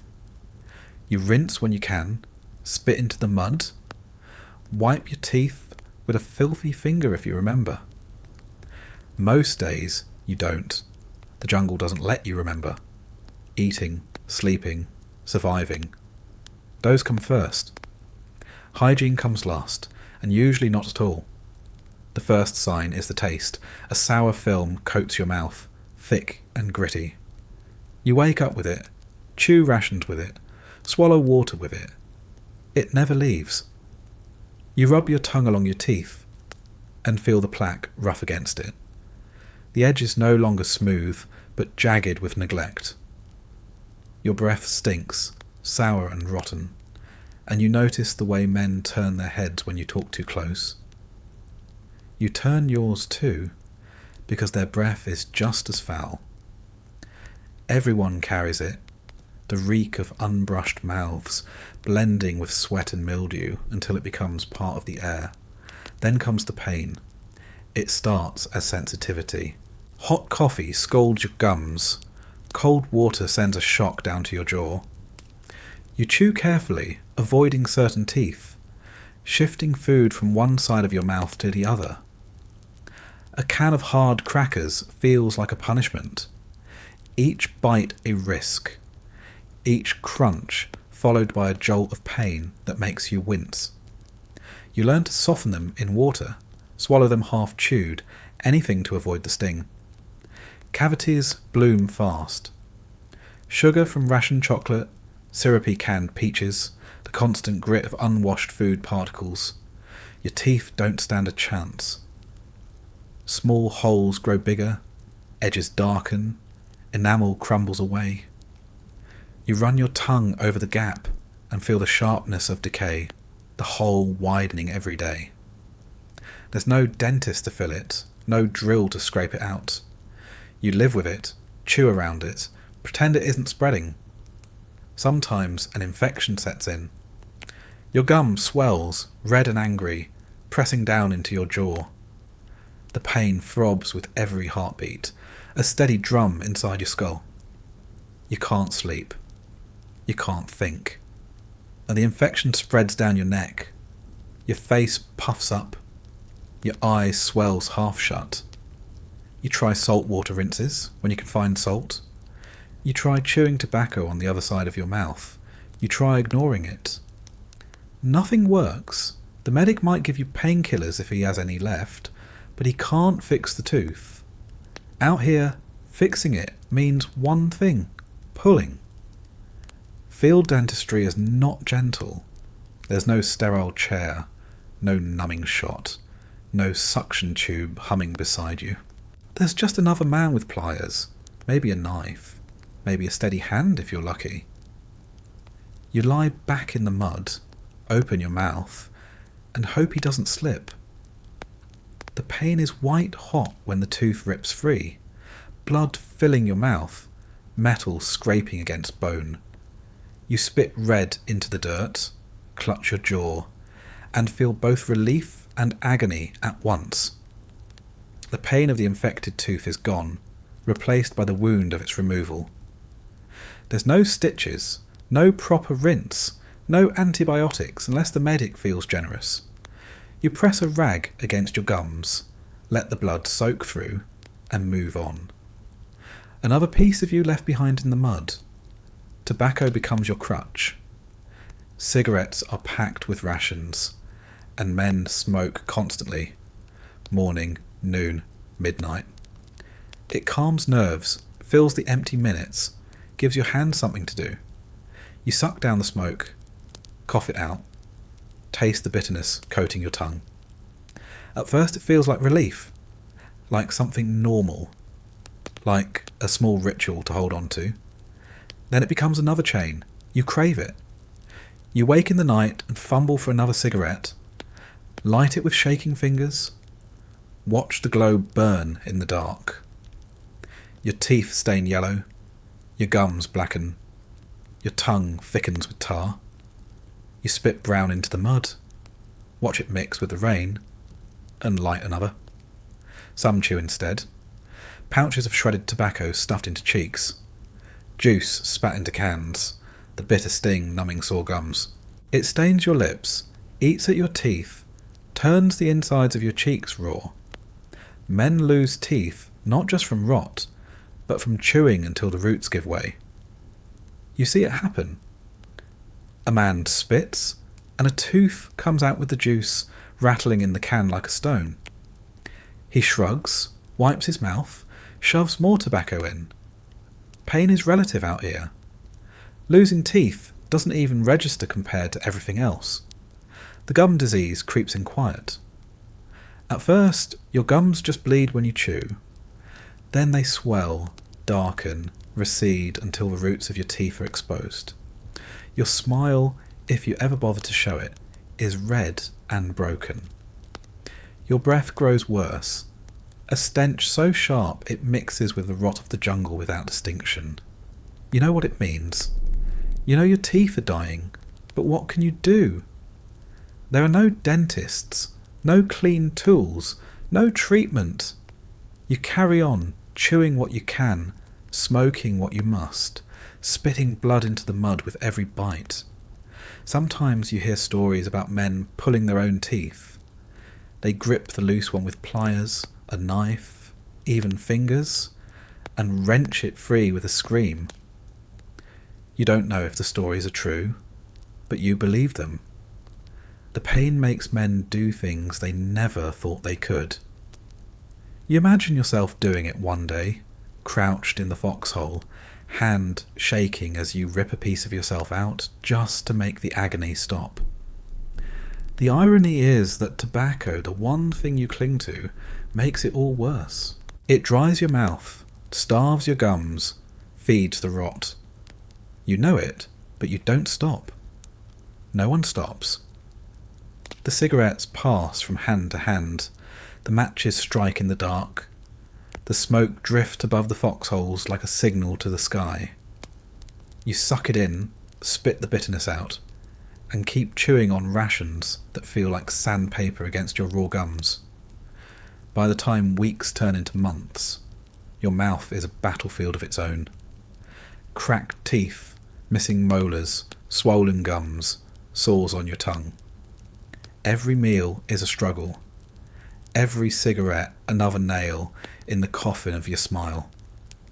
You don't laugh much out here, but if you did, it would show a mouth as broken as the rest of you. And you don't care. You don't think about dentists or cleanings or fluoride. You think about making it through the next day with enough teeth left to chew another can of beans. You spit into the mud again, wipe your mouth with the back of your hand, taste the copper of blood mixed with tobacco. Your jaw aches, your gums throb, your tongue scrapes against sharp edges of broken enamel, and you accept it. Because out here, your teeth don't belong to you anymore. They belong to the jungle, just like everything else. You think of war as fighting. That's what the movies show, what the posters promised, what the stories back home always focused on. Brave charges, sudden firefights, the noise of guns, the flash of explosions. But the truth, the part no one tells you, is that most of war isn't fighting at all. Most of war is work. Endless, grinding, miserable work. Out here in the jungle, the fighting is just a small slice. The rest is staying alive, and that part is a full-time job that never ends. From the moment you wake up, and you never wake up rested, you start working. The first job is digging. The foxhole never stays the way you left it. Rain collapses the walls, mud seeps in, water fills the bottom. You wake with your boots soaked, your rifle damp, your gear floating beside you. Before you even take a sip of water, before you even rub the grit from your eyes, you're scooping mud out with your helmet, bailing water one miserable handful at a time. You press the dirt against the walls, stamp it down, try to shore it up. You know it will collapse again the next time the rain hits, but you dig anyway, because if you don't, the hole becomes a swamp, and you drown in your own bed. When you're not digging, you're carrying. Gear that feels heavy back home becomes unbearable here. Ammunition, packs, radios, sandbags, water cans, every piece adds weight, and every piece is necessary. You march under the sun, shoulders aching, straps digging into your skin, sweat soaking through the cloth until it cuts into you like wire. You tell yourself you'll get used to it, that your body will adapt, but it doesn't. The weight never gets lighter. You just get more numb. You build constantly. Foxholes, bunkers, firing positions, makeshift shelters. Every spot you stop in becomes another construction site. Shovels clank against rock. Machetes hack through vines. Sandbags pile up one after another. Your hands blister, your back cramps, your arms shake. The work never ends, because even when you finish, you're told to dig deeper, to reinforce, to expand. Safety is measured in inches of dirt, and inches take hours. You sweat into the soil, curse the roots you can't cut, pound stakes into ground that doesn't want to give, and when it's finally strong enough to hold, you know the rain will knock it all down again. Guard duty is work too. Hours spent staring into the dark, eyes wide, ears straining. You think standing still is rest, but it isn't. Every minute you're awake, heart thumping, neck stiff, body trembling from fatigue. You can't look away. You can't doze off. You just sit there, staring into blackness, rifle balanced across your knees, mosquitoes whining around your ears, sweat dripping down your spine. The night stretches forever, and the only reward for finishing is knowing you'll do it again tomorrow. Cleaning is another job that never ends. Your rifle is your lifeline, and the jungle wants to destroy it as badly as it wants to destroy you. Mud clogs the barrel, rain rusts the metal, sweat corrodes the parts. You strip it down in the dark, wipe every inch, oil every spring, scrape dirt from the crevices with a fingernail. You do it half asleep, hunched over, fingers trembling, because if you don't, the rifle won't fire when you need it to. And out here, a jammed rifle isn't just an inconvenience, it's a death sentence. Food is work. Eating isn't simple. First, you have to heat it, if you can, using a little fire that risks giving away your position. Then you choke it down fast, spoons scraping against tin, trying to ignore the taste, trying to ignore the cramps that follow. Afterward, you bury the cans, crush the wrappers, hide the evidence, because the smell of food carries in the jungle and invites company you don't want. Even the act of chewing feels like labour when your jaw aches, when your gums bleed, when the rations stick to your teeth like glue. Water is work too. You haul it from streams, fill your canteen, drop in tablets, wait, shake, wait again. Then you drink it warm, chemical, sour. You spend hours collecting rain in ponchos, in helmets, in whatever containers you can find. You guard it like gold, because a spilled canteen could mean days of thirst. And when the water hits you wrong, when the cramps twist your gut, you work through that too. Squatting in the mud, groaning into your sleeve, dragging yourself back to your hole with legs that barely hold you. Your body is work. Keeping it functioning takes effort you don't have. You scrape fungus from your feet, rub powder on sores, peel off socks stiff with mud, dry them over a fire that never dries them enough. You scratch rashes raw, tear at scabs that never heal, massage swollen knees, stretch cramped muscles. You patch yourself with whatever you have, tape, rags, bits of cloth. You hide the worst of it, because admitting how bad it is means a trip to the medic, and the medic supplies are thin. You learn to endure, to patch, to push forward. Every part of your body is falling apart, and every part requires maintenance. Sleep, when it comes, is another kind of labour. You curl in the mud, shift against roots, pull your poncho tighter against the rain. You scratch, swat, cough, roll over. You never fall into real rest. It's just a negotiation with your body. A bargain to close your eyes for a few minutes before the next noise jerks them open. Sleep isn't relief. Sleep is a chore. Something you force yourself into. Something you steal in scraps. Even fear is work. The constant tension, the way your body stiffens at every snap of a branch, every rustle of leaves. You stay alert when you want to shut down. Force your mind to catalogue every sound, every shadow. It wears you down as much as digging or marching. Your nerves ache, your jaw tightens, your head pounds. You don't get to relax. Even rest takes effort. And the worst part of all is that none of the work ever ends. You dig the hole, and the rain fills it again. You clean the rifle, and the mud clogs it again. You dry your socks, and they soak again within the hour. And you sleep for a few minutes, and you're dragged awake for watch. Every task repeats. Every job circles back. Every bit of effort is undone by the jungle itself. It feels like the place is laughing at you, undoing every inch of progress the moment you make it. You stop dreaming of victory, of triumph, of finishing the fight. You dream of a day without work, a day without digging, without hauling, without wiping mud from your rifle, without scratching sores until they bleed. But that day never comes. Every sunrise brings the same chores, the same burdens, the same endless list of things you have to do just to stay alive until sundown.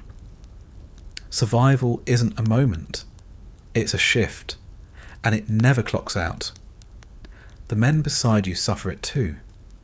You see it in the slump of their shoulders, the cracks in their hands, the dirt embedded in their nails.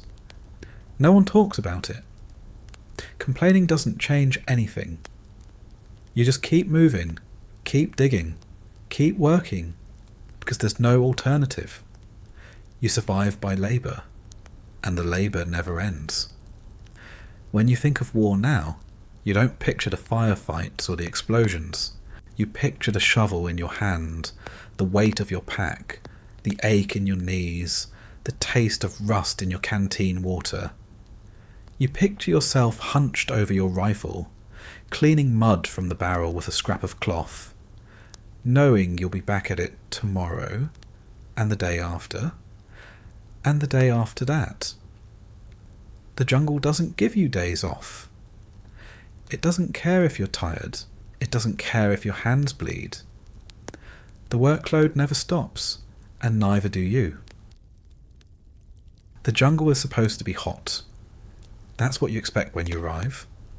You brace yourself for sweat, for sun, for the kind of heat that makes your shirt cling to your back and your breath feel heavy.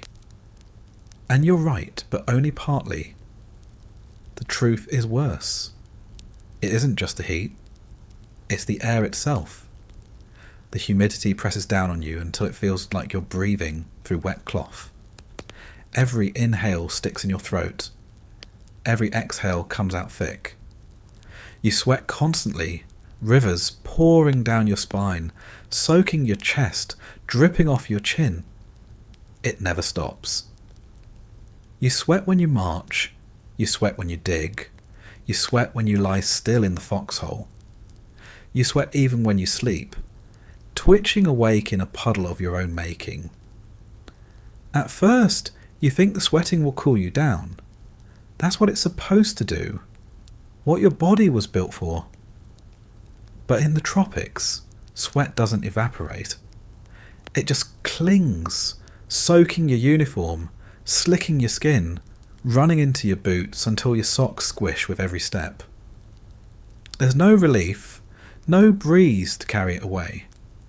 You're wrapped in your own dampness like a cocoon, and the jungle tightens it around you. The sun cuts through the canopy when it feels like it, harsh and sudden. One moment you're shaded, the next you're blinded by beams that turn the air into an oven. Your helmet bakes on your head, your rifle burns against your hands, your skin reddens under cloth that was supposed to protect you. The heat sucks at your energy, drains you before the day has even begun. Every step feels heavier, every breath a chore. Men stagger, sway, drop to their knees with eyes rolling back, and you know it could be you next. Heat stroke doesn't announce itself, it creeps in. First you feel dizzy, then the world tilts, then your body gives out. You collapse in the mud, your skin hot to the touch, your pulse racing. The medics drag you under shade, pour water over your head, force you to drink until you gag. You recover maybe, but the weakness lingers. Your body doesn't forgive easily in this place. The humidity makes it worse. Everything you own is damp. Your uniform never dries, your boots never lose their squish, your socks smell like rot before the week is out. Mildew blooms on your gear, mould creeps across your pack, rust eats into the metal of your rifle. Even the paper in your pockets turns soft, smearing ink until letters from home blur into unreadable stains. The jungle consumes everything, starting with you. The constant damp makes your skin rot, your feet peel, your hands crack. You scratch, peel, dab ointment when you can, but it never stops. The humidity feeds fungus faster than you can fight it. You smell it rising from your boots, sour and sharp, a constant reminder that the jungle is winning. Then the rain comes, and with it, the cold. You didn't expect cold in the tropics. You thought this place would stay hot no matter what. But when the monsoon opens up, the heat drains away fast. You're soaked in seconds. The rain hammering against your helmet, pouring down your back, pooling in your foxhole until you're half submerged. The wind picks up, and suddenly you're shivering so hard your teeth clack together. Your fingers go numb, your jaw locks, your body seizes in waves of uncontrollable tremors. Hypothermia in the tropics doesn't sound real until you feel it. You're standing knee-deep in warm mud, sweat still on your skin, but the rain chills you until you can't stop shaking. Your soaked uniform pulls the heat out of you, clinging tight, pressing cold water against your chest, your stomach, your thighs. The poncho helps, but only barely. You curl into yourself, arms wrapped tight, trying to preserve what warmth you can, but the shivers still rack your body. You whisper curses under your breath, not to anyone in particular, just to the sky that won't let you rest. The nights are worse. You curl up in the foxhole, soaked to the bone, pressed against another man who's just as cold. You share body heat, because that's the only option. His breath mingles with yours, sour with rations and cigarettes, but you don't care. It's warmth. You tremble together, shivering in rhythm, waiting for dawn like prisoners waiting for parole. The cold doesn't kill you fast. It just wears you down, breaks your body's defences. Your immune system falters, your skin splits, your lungs wheeze. Coughs spread through the platoon, hacking and wet, carrying fevers that sap what little strength you had left. You huddle in the rain, teeth rattling, chest heaving, and you wonder how you could possibly be freezing in a place where the air itself feels like soup. The worst part is the swings. 1 hour you're drenched in sweat, body on fire, uniform plastered to your chest. The next, you're shaking so hard you can't hold your rifle steady, your fingers stiff, your lips blue. The extremes leave you hollow. Your body doesn't know whether to burn or freeze, so it does both. You sweat and shiver at the same time, your skin clammy, your muscles weak, your mind fogged with exhaustion. You try to manage it. You strip off layers when the heat rises, but the mosquitoes swarm your bare skin. You pull them back on when the rain falls, but then you're soaked again. You light fires when you can, crouching close, steaming in the glow, but the smoke gives you away, and you know better than to rely on it. You swallow salt tablets to replace what you sweat out, but they sit in your stomach like stones. You drink water, but it only makes the cramps worse. There's no balance, no middle ground, just misery, swinging from one extreme to the other. Your helmet fills with rainwater when you tilt your head back. You sip from it, laugh bitterly, then put it back on dripping. Your boots squelch so loud you're sure the enemy hears you. You squeeze your socks out, watch the water stream down, and pull them back on wet because you have no choice. Your uniform clings to you like a shroud, plastered to every curve of your body. Heavy, stinking, unrelenting. Some men snap under it. They strip naked in the rain, arms outstretched, shouting at the sky, laughing until they cough up mud. They don't care who hears them. They just want one moment without cloth sticking, without boots squelching, without the endless battle of heat and cold. The rest of you watch, shaking your heads, not because you don't understand, but because you understand too well. Your body stops feeling like your own after a while. It feels like the jungle's toy, jerked between fire and ice, soaked and steamed, never allowed to rest in one state.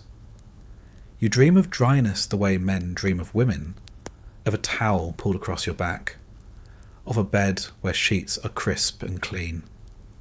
You wake to mud on your face, sweat in your eyes, rain dripping off your helmet, and the dream feels crueler than the reality. You learn to live in cycles. Sweat until you can't see, shiver until you can't feel, repeat until the days blur into one endless slog of extremes. You stop fighting it. You accept it. You let the jungle pull you back and forth like a puppet, because you can't stop it. You can only endure. And so you march through the heat, panting, gasping, dripping, your body boiling in its own juices. Then you curl in the foxhole, trembling, arms wrapped tight, teeth rattling like dice in a cup. The jungle laughs at both, and you keep moving anyway, because what else can you do? You never knew how loud the night could be until you tried to sleep in the jungle. Back home, you thought of nighttime as quiet. A few crickets maybe, the hum of a refrigerator, a car passing outside. Out here, there's no such thing as silence. The jungle never shuts up, not for a minute, not for a second. Every attempt to rest is a fight against noise, and most of the time, the noise wins. It starts with the insects. Thousands of them, tens of thousands, all screeching and buzzing at once. Crickets don't chirp in pleasant rhythms here. They shriek, sharp and piercing, like nails dragged across glass. Cicadas join in, a droning wail that rises and falls in waves, vibrating in your skull until you feel like your teeth are rattling. Mosquitoes whine so close to your ears that the sound crawls straight into your brain.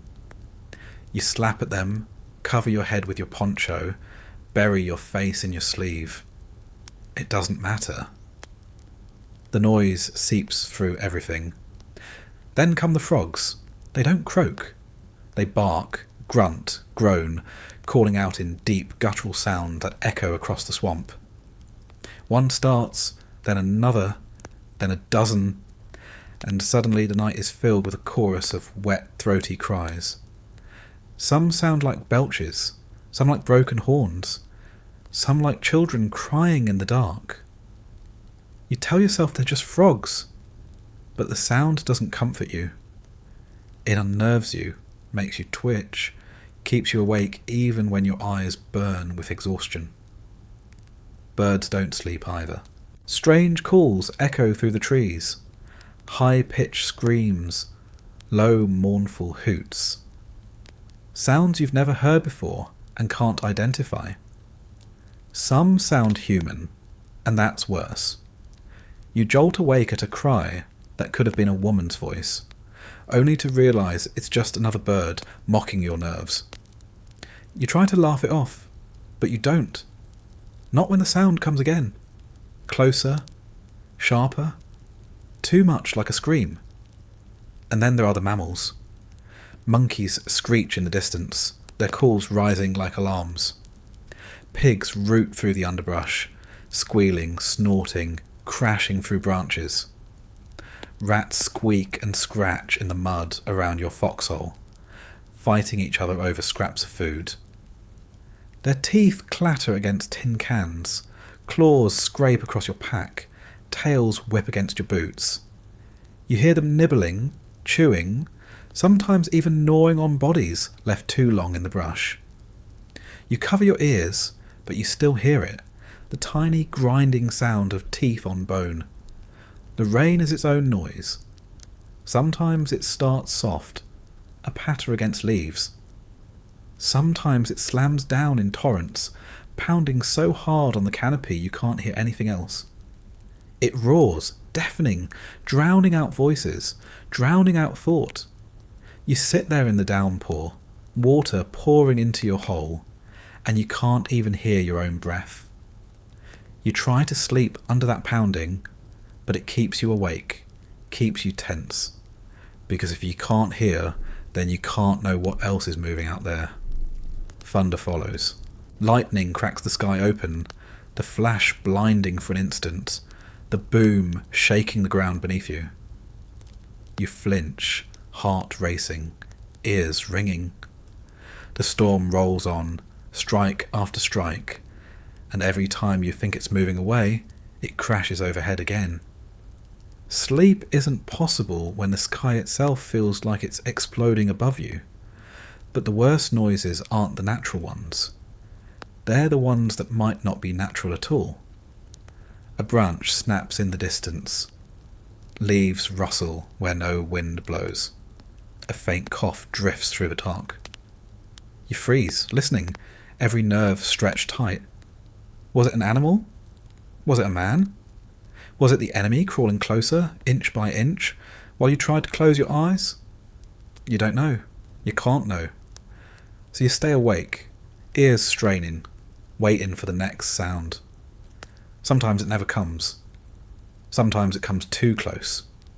Your own men make noise too. Snoring, coughing, shifting in the mud. Someone mutters in his sleep. A stream of nonsense words that sound too much like conversation. Someone else grinds his teeth. The steady scrape loud as a saw in the stillness. A buddy shifts beside you, his gear rattling, his boots squelching in the muck. You try to ignore it, but every sound is amplified, bouncing around your head until it feels unbearable. Even your body betrays you.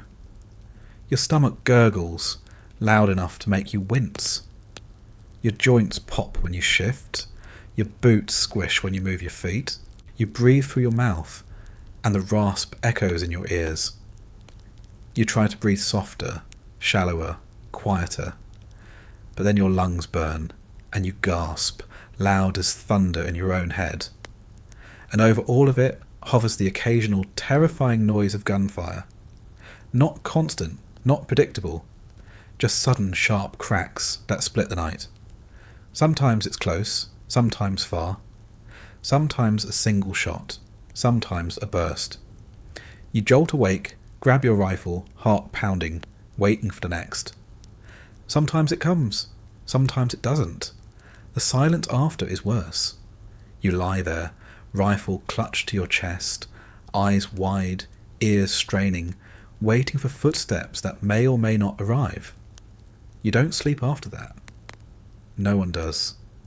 The psychological toll of noise is heavier than the physical. You stop knowing what's real and what isn't. You lie awake, convinced you heard something, but when you ask your buddy, he says no. You shake him awake, and he curses, tells you to shut up, tells you to let him sleep. You don't. You can't. The sound is still in your ears, a phantom echo that won't leave. After weeks, the noise starts to follow you even in your dreams. You drift for a moment, eyes closing, and the jungle sounds leak into your sleep. Frogs croak, monkeys scream, branches snap, rats squeal. You dream of them crawling over you, screaming in your face, whispering in your ears. You jolt awake, covered in sweat, heart racing, eyes darting. The noise is still there, still constant, still alive. You never escaped it at all. Men lose themselves to the noise. You see them twitch, flinch, shout at nothing. You see them clap their hands over their ears, mutter curses under their breath, rock back and forth as if trying to block it all out. You see them break under it, shaking, crying, unable to rest, unable to think. Noise wears the mind down just as much as hunger or thirst. It eats at sanity, one croak, one buzz, one squeak at a time. And yet, somehow, you do sleep. Not real sleep, not restful, but something like it. Your body collapses, too tired to care anymore, and you drift off even with the jungle screaming in your ears. You dream strange, feverish dreams, stitched together from every sound you heard while awake. You wake with your heart racing, your hands gripping your rifle, your body tense. You didn't rest. You just shut down for a little while. That's the best you get. Not silence, not comfort, not real sleep. Just stolen minutes in the middle of endless noise. Enough to keep you moving another day, another night, another cycle of sound that never ends. The jungle doesn't stop talking, and you don't stop listening, even when you're supposed to be asleep. The medic isn't a doctor. You know that the moment you see him. He doesn't wear a white coat. He doesn't have a clean office with bright lights and polished instruments. He's just another soldier. Same mud on his boots. Same sweat soaking through his shirt. Same rifle slung across his back. The difference is, when you start falling apart, he's the one you crawl to. He's the one you hope can put you back together with whatever scraps he has left. His bag is the closest thing you'll ever see to a hospital out here. It's small, battered, stained with mud and blood. Inside are bandages, morphine syrettes, sulphur powder, tourniquets, antibiotics if he's lucky, scissors, a few clamps. It looks pitiful compared to the damage this place can do. But that bag is all he has, and all you have. Most of what he does is patchwork. Scraped knees from sliding in the mud, fungal infections eating at your feet, rashes spreading across your thighs. He powders, he wraps, he mutters about keeping it clean, even though both of you know clean doesn't exist here. He checks your temperature with the back of his hand, shines a tiny flashlight in your eyes, shakes his head when he sees how far gone you are. He hands you pills that taste bitter, and promises they'll help, though you both know they probably won't. Sometimes he pulls splinters of bamboo out of your skin, long sharp shards driven deep when you fell. Sometimes he drains abscesses, pressing until pus oozes out in streams that smell worse than anything else in the jungle. Sometimes he digs out leeches that crawl too deep, their bodies swollen, their heads buried in your flesh. You grit your teeth, fists clenched, while he works fast, because there's no time for gentleness. And sometimes, when it's worse than that, he gives you morphine. A little glass syringe, needle-tipped, pressed into your arm. The pain fades quick, replaced by a heavy warmth, a soft fog settling over your brain. The sounds of the jungle drift away. The pounding in your body dulls. For a few minutes, you feel almost human again. But the morphine doesn't heal. It just hides the damage long enough for you to stop screaming. When it wears off, the pain comes roaring back, sharper, heavier, angrier. You beg for more, but the medic has only so many, and he saves them for when men are dying. When the bullets start flying, that's when you see him move fastest. He doesn't crouch down and fire back. He runs forward, ducking low, dragging men by their collars, pressing bandages into wounds that gush red. He jams tourniquets tight around thighs, ties them until the blood slows, shouts for help to carry someone back.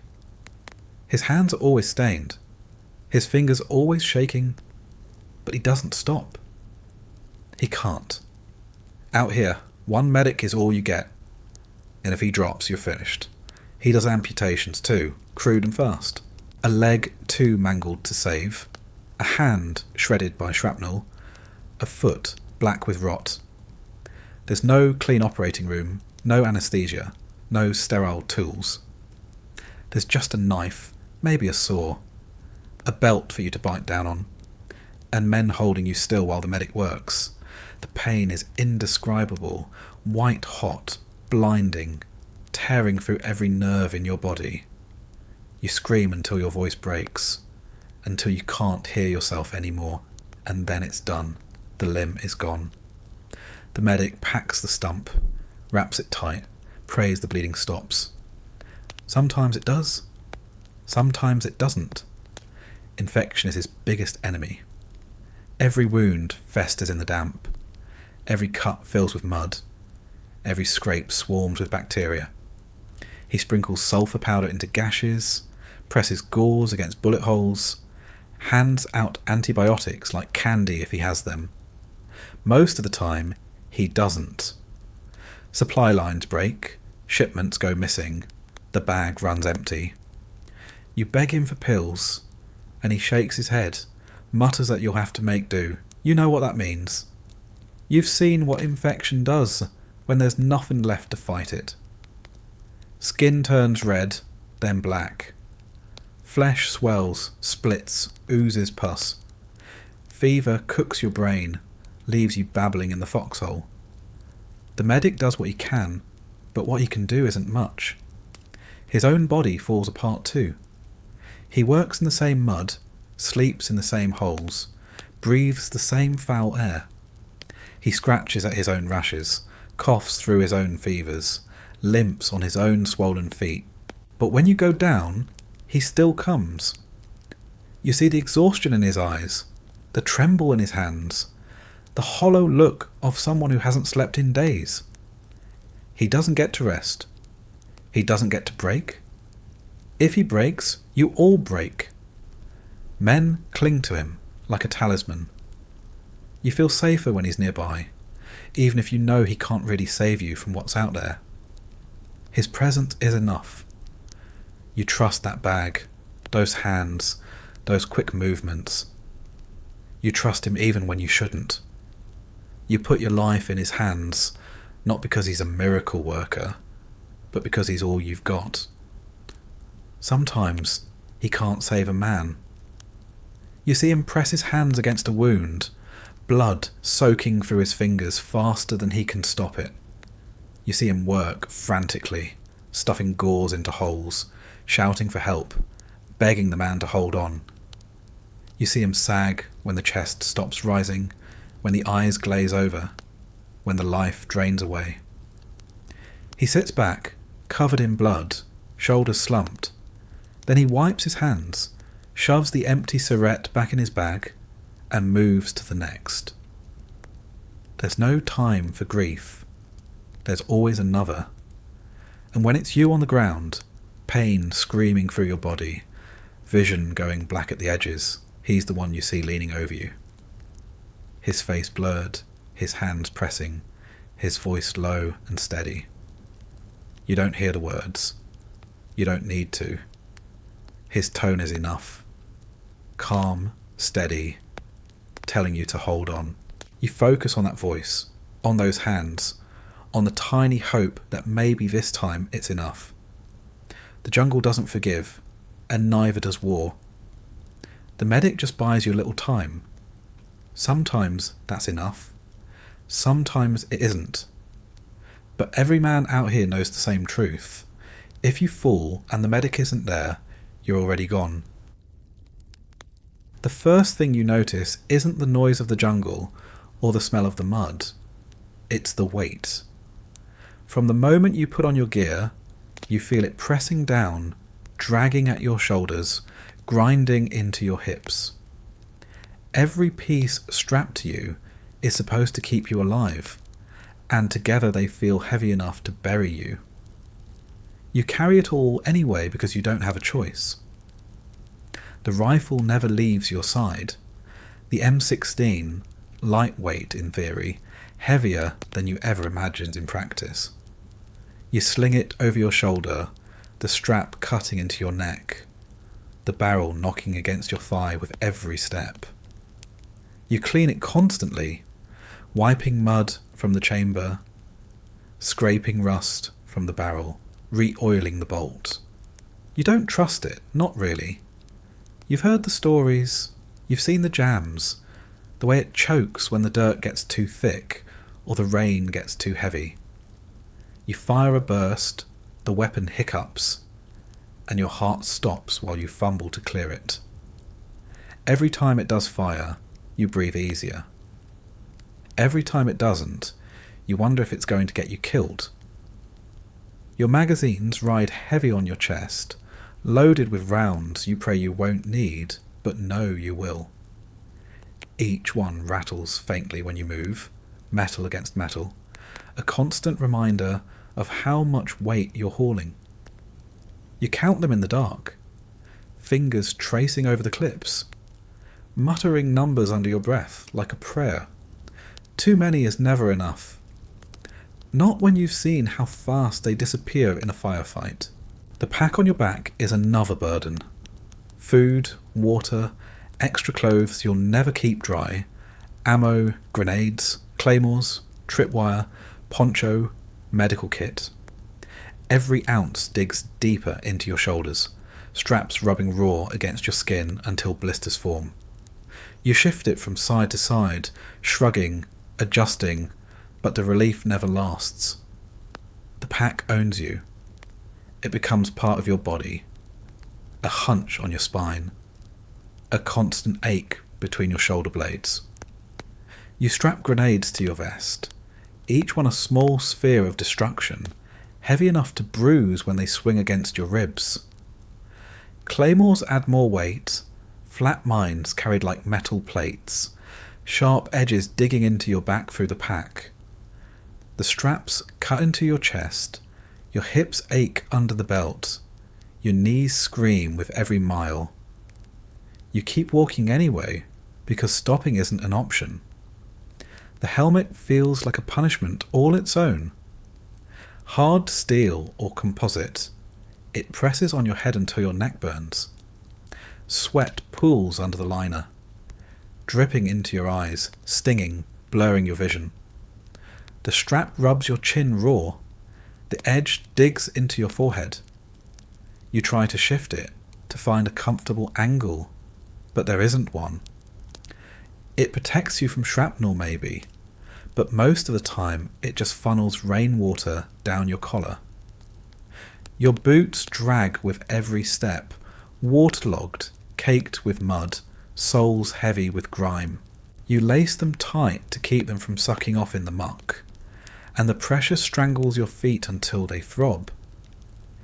Each step feels like hauling bricks, your legs pumping under the combined weight of leather, water, and gear. You can feel your toenails bruising inside, blackening, ready to fall off. You keep walking anyway. The belt that rides your waist carries the rest. Canteens sloshing with bitter water. A bayonet you barely use but always carry. Pouches stuffed with odds and ends. Compass, flashlight, spare batteries, matches damp and useless. Every item bangs against your side when you move. Every ounce another reminder that your body is nothing but a pack animal for tools of survival. The radio is the worst. Heavy, awkward, with an antenna that seems designed to snag on every vine, every branch. The man carrying it staggers under the extra weight, shoulders bent, straps cutting deep grooves into his skin. You take turns when you can, but no one wants that load. Still, without it, you're deaf and blind, cut off from everyone else. So someone always carries it, no matter how much it breaks their back. Even the little things add up. The poncho you stuff in your pack, already soaked and heavy. The entrenching tool, a folding shovel you dig with every night until your hands blister. The rations, cans of grease and beans, clanking and weighing you down even before they churn in your stomach. The ammunition for the machine gun, belts of linked rounds draped over shoulders like chains. Each piece feels small on its own, but together they're a mountain. And the irony is that you get used to it. At first, the weight feels unbearable, like it's going to crush you flat. Your legs tremble, your shoulders scream, your back buckles. You stagger, stumble, curse every step. But after weeks, the pain becomes background noise. You stop noticing the straps cutting into your skin. Stop thinking about the blisters on your feet. The The weight doesn't get lighter, but you stop fighting it. It becomes part of you. You feel naked without it, exposed, wrong. The rifle feels like an extra limb. The pack feels like your spine. The helmet feels like your skull. The gear fuses with your body until you can't separate the two. At night, when you try to sleep, you don't get to shed it. You keep the rifle close, within arm's reach, muzzle angled just so. The helmet rests beside you, ready to be yanked back on at the first sound.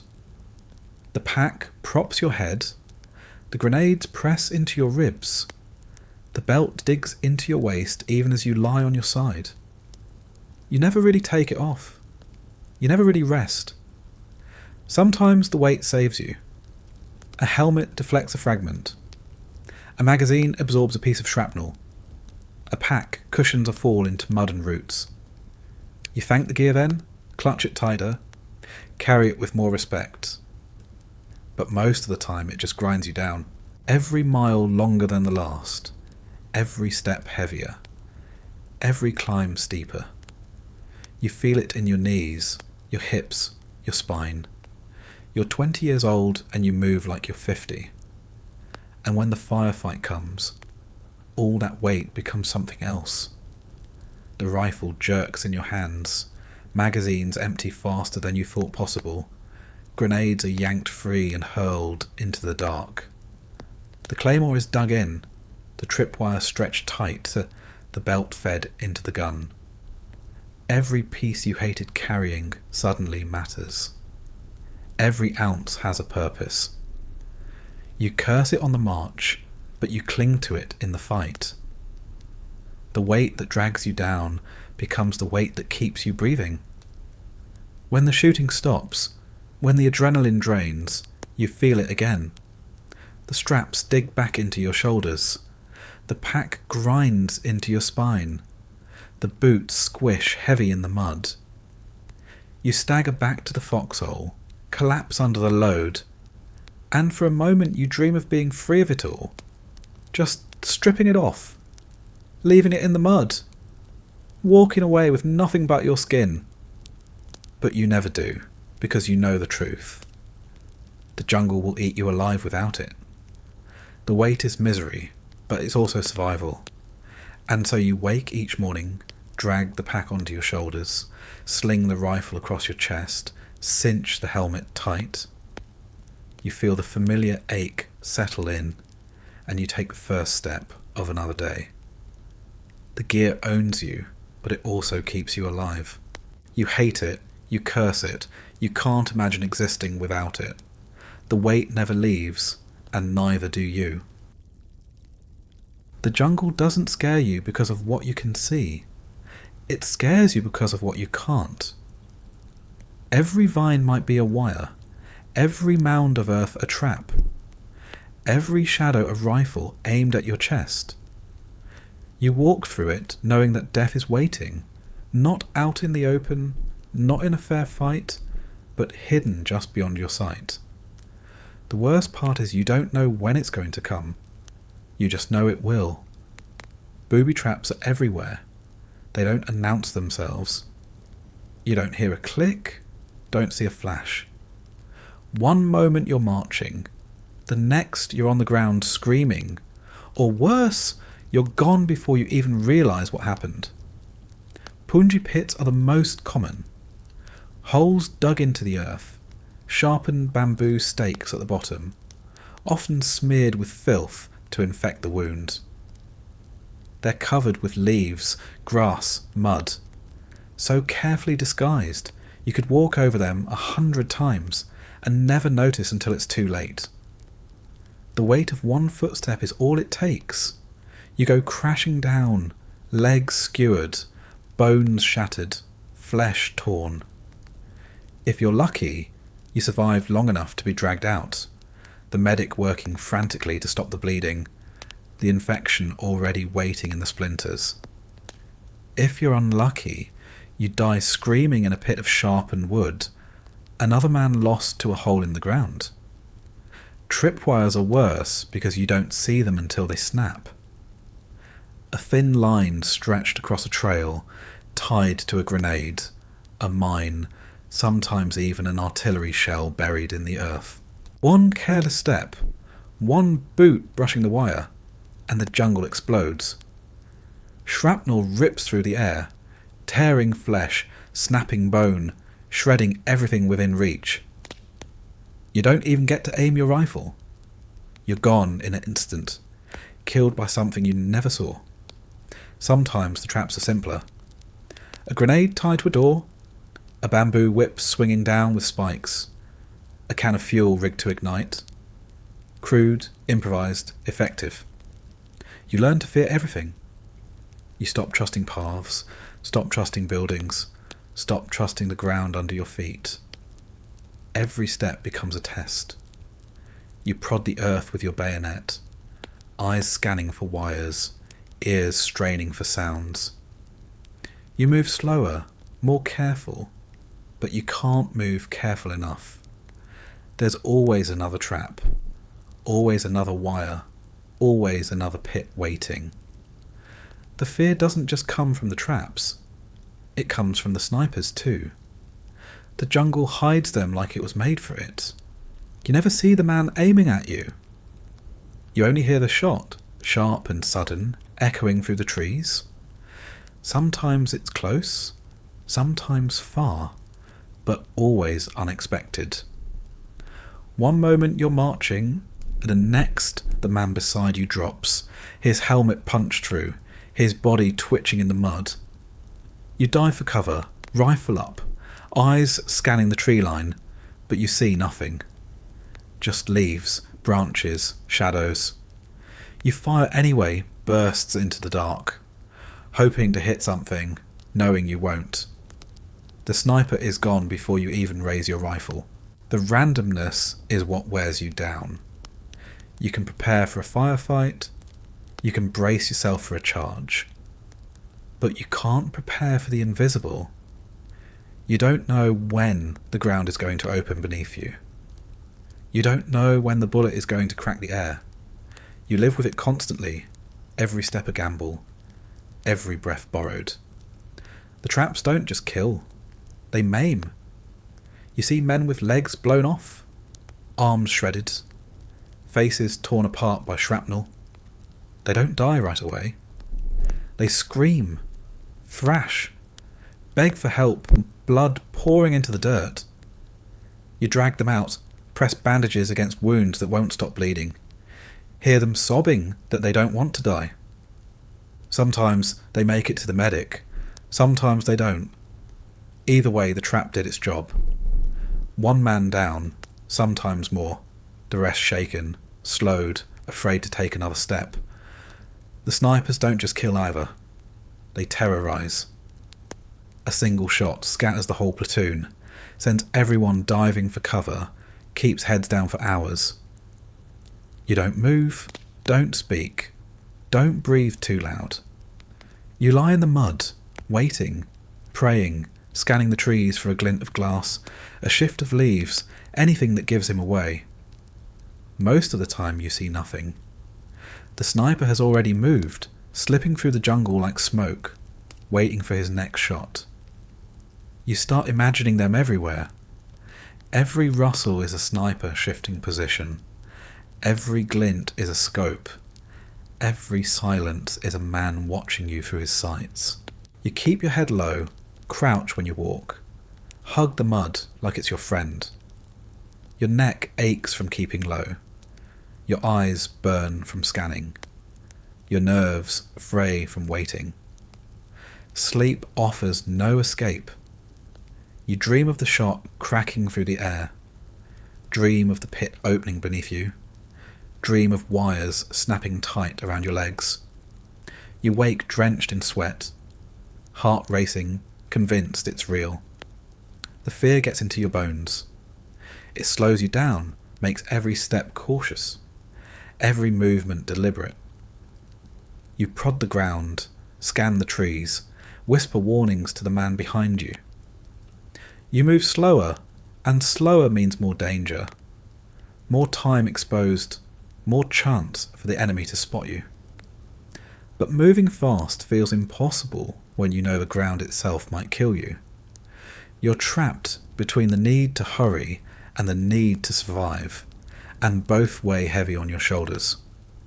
Men start to lose it. You see them freeze on the trail, eyes wide, unable to take another step.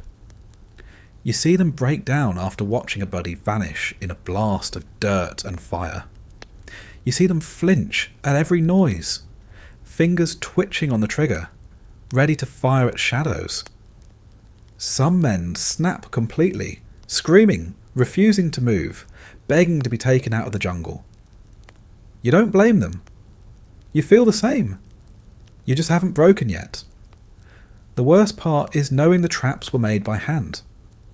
Somewhere out there, a man dug that hole, set that wire, aimed that rifle. He was here before you, working in silence, preparing for the moment you would walk by. You never see him, never hear him, but you know he's out there. The jungle belongs to him, not you. You're just walking through it, and he's waiting. Always waiting. So you march on, slow, careful, eyes scanning, ears straining, heart pounding. Every vine could be a wire, every mound could be a mine, every shadow could be a sniper. You don't know when it's coming. You just know it will. And you keep moving anyway because stopping isn't an option. Death doesn't arrive in the jungle the way you thought it would. You imagine it as a moment you'll see coming, something you'll brace yourself for, a dramatic final stand. But here, it comes fast. It comes quiet. It comes without warning, and more often than not, it doesn't come with glory. Sometimes it's a bullet. Quick, sharp, sudden, a crack splits the air, and the man beside you drops. 1 second he's alive, sweating and cursing, boots slapping through the mud, rifle in his hands. The next he's gone, body twisted, helmet rolling off, eyes staring blankly at nothing. You don't even process it at first. You just keep moving, momentum carrying you forward until your brain catches up to what your eyes saw. Then the weight of it hits. He was here a moment ago, and now he isn't. Just like that. No time for goodbyes, no time for last words. Just a body cooling in the mud while the jungle swallows the sound. Sometimes it's slower. A trap goes off, and the man isn't dead right away. He screams, thrashes, blood pouring out of him faster than anyone can stop. You grab his arms, pin him down, try to keep him from tearing himself apart. The medic presses bandages against wounds that won't close, shoves morphine into his veins, mutters for him to hold on. You watch the light drain from his eyes, the fight leave his body, the screams fade to silence. Minutes feel like hours. By the time it's over, you're covered in blood that isn't yours, shaking, staring at the ground because you can't bear to look at him anymore. Disease kills too, and it does it in ways that feel crueler than bullets. A man catches malaria, fever boiling his body until he's delirious. He shakes, sweats, mutters nonsense, eyes glassy. You try to keep him cool, fanning him with your helmet, but the fever climbs anyway. Then he stops moving, stops breathing, and that's it. No gunfire, no explosion, just sickness stealing him away in a place where the air itself feels diseased. Dysentery drains another, water pouring out of him faster than he can replace it. He shrinks before your eyes, skin pale, lips cracked, eyes sunken. One morning he just doesn't wake up, his body too weak to fight anymore. Accidents kill as well. A man slips on wet ground, tumbles down a slope, snaps his neck against a rock. Another fumbles a grenade, drops it in the mud, scrambles to grab it but too late. The blast is small, but it's enough. One mistake, one slip, one unlucky second, and someone's gone. The jungle doesn't care how it happens. Dead is dead. The suddenness is what eats at you. There's no pattern, no warning, no way to prepare. You can be talking to a buddy, laughing at a joke, and a second later you're dragging his body into cover. You can be chewing a bite of coal beans, and across the way a man falls face first into his own can, dead before he even swallows. Death cuts through routine like a knife, leaving silence where there used to be noise. You stop expecting farewells. You stop waiting for dramatic speeches, for last words whispered in the dark. Most of the time there aren't any. Most of the time it's just a gasp, a grunt, maybe a muttered curse before silence takes over. Sometimes it's nothing at all. Just a body on the ground, lifeless before anyone notices. The bodies stay with you. You carry them when you can, dragging them through mud, loading them onto stretchers, hauling them back toward bases where they'll be bagged and flown home. Sometimes you can't carry them.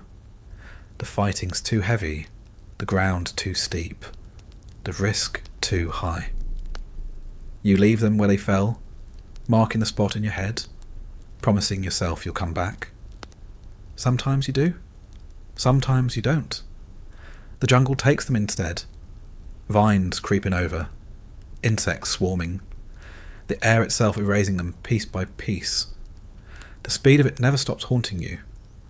One breath and a man is here. The next he's gone. It doesn't matter how strong he was, how smart, how careful. Death doesn't play favourites. It doesn't respect rank or training or prayer.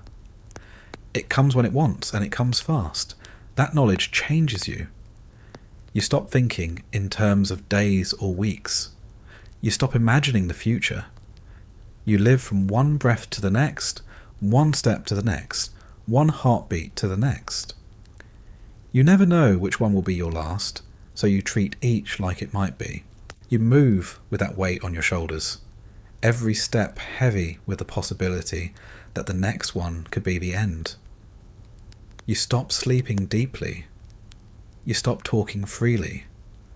You stop letting your guard down. Every noise in the jungle might be your last warning. Every shadow might hold the end. You live in a state of constant tension, nerves strung tight, muscles stiff. The exhaustion is unbearable, but the fear of letting go is worse. Sometimes death doesn't even give you the courtesy of being quick. A man takes a bullet to the gut, and he lingers for hours. His screams echo through the trees, a sound you can't block out no matter how hard you try. The medic does what he can, but there's no saving him. You sit nearby, helpless, listening, knowing you'll remember that sound forever. When it finally ends, the silence feels heavier than the screams ever did. The jungle adds to it, the way it hides bodies, the way it swallows sound. You hear about men disappearing, one step off the trail and never seen again. No gunfire, no explosion, just gone. Maybe they fell in a pit. Maybe a sniper took them. Maybe the jungle itself dragged them under. You'll never know. Their names are whispered later, but their faces fade. Out here, even memory doesn't hold on. Death in the jungle isn't about drama. It isn't about last stands or heroic charges. It's about how quickly life is stripped away, how fast the jungle reminds you that you're just flesh and blood, no stronger than anyone else. You carry that knowledge with you every step, every breath, every restless night. And you know, deep down, that when it comes for you, it'll come just as fast. Back home, you probably thought a foxhole sounded simple. A little dugout in the dirt, a safe place to hide, something solid between you and whatever bullets were flying overhead. The word itself even sounded cosy if you didn't think too hard about it. A hole, an animal burrow, somewhere to crawl into and be safe. That's the myth. The reality is something else entirely. The foxhole isn't safe. It's just a rectangle in the ground, usually dug in a hurry, usually too shallow, usually collapsing as soon as the rain starts. You scrape it out with your shovel, with your helmet, with your bare hands if you have to. Roots fight you, rocks tear up your palms, mud sucks at your tool until you curse out loud. You dig anyway, because the order says dig, because you need something between you and the jungle, because it's the only thing that resembles cover.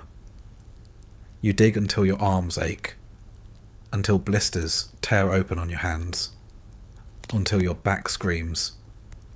Then you sit in it, wet, filthy, exhausted, and realise it's not protection. It's a trap you've built for yourself. The walls never hold. The dirt is too soft, too waterlogged. Rain turns them into sludge, and they collapse inward, burying your gear, soaking your rifle, filling the bottom with brown water. You bail it out with your helmet, scoop it with your hands, throw it back over the edge only for more to seep in. It's endless. You spend half your time trying to keep your foxhole from drowning you, and the other half sitting in water up to your knees, too tired to keep scooping. The myth is that the foxhole shelters you. The reality is that it tries to drown you every night. The bugs love it too. Ants march straight in, biting at your ankles, crawling up your legs. Spiders nest in the corners, their webs sticky against your arms when you shift. Centipedes slither across the mud, their legs prickling against your skin, their bite leaving you swollen and feverish. Termites chew the wood you wedge in for support, leaving nothing but dust behind. The foxhole isn't empty. It's alive, always crawling, always biting, always reminding you that you're sharing your so-called shelter with the jungle itself.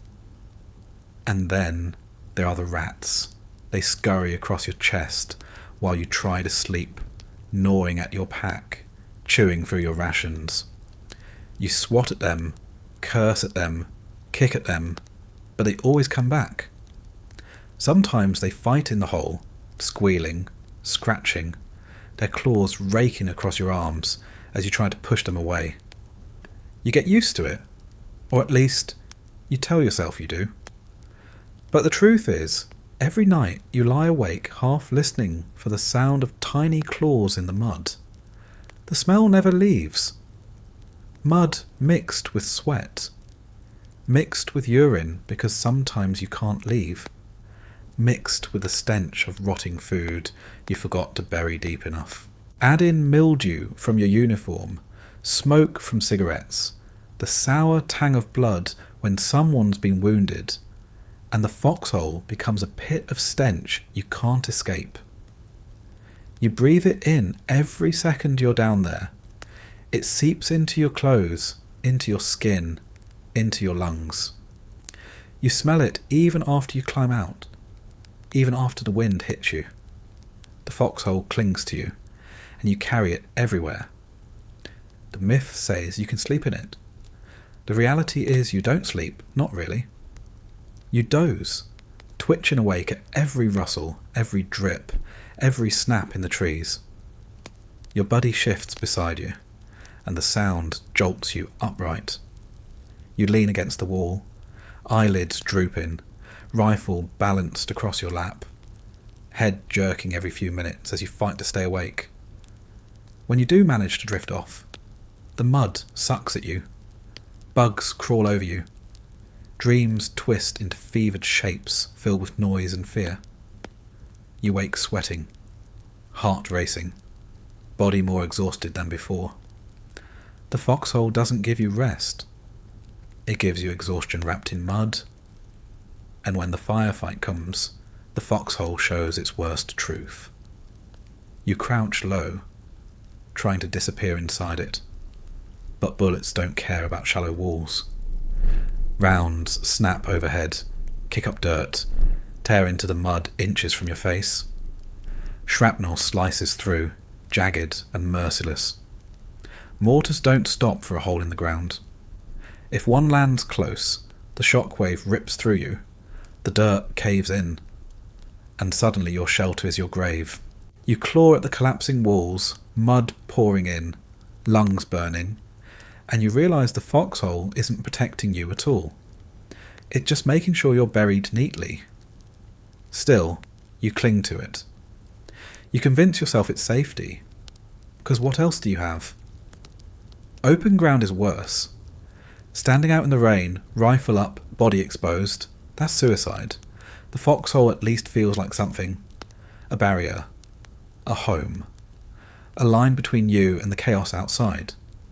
You sit in it, crouched, shaking, trying to believe in the myth, because the reality is too much to bear. You lie to yourself, telling yourself it's shelter, telling yourself it's protection.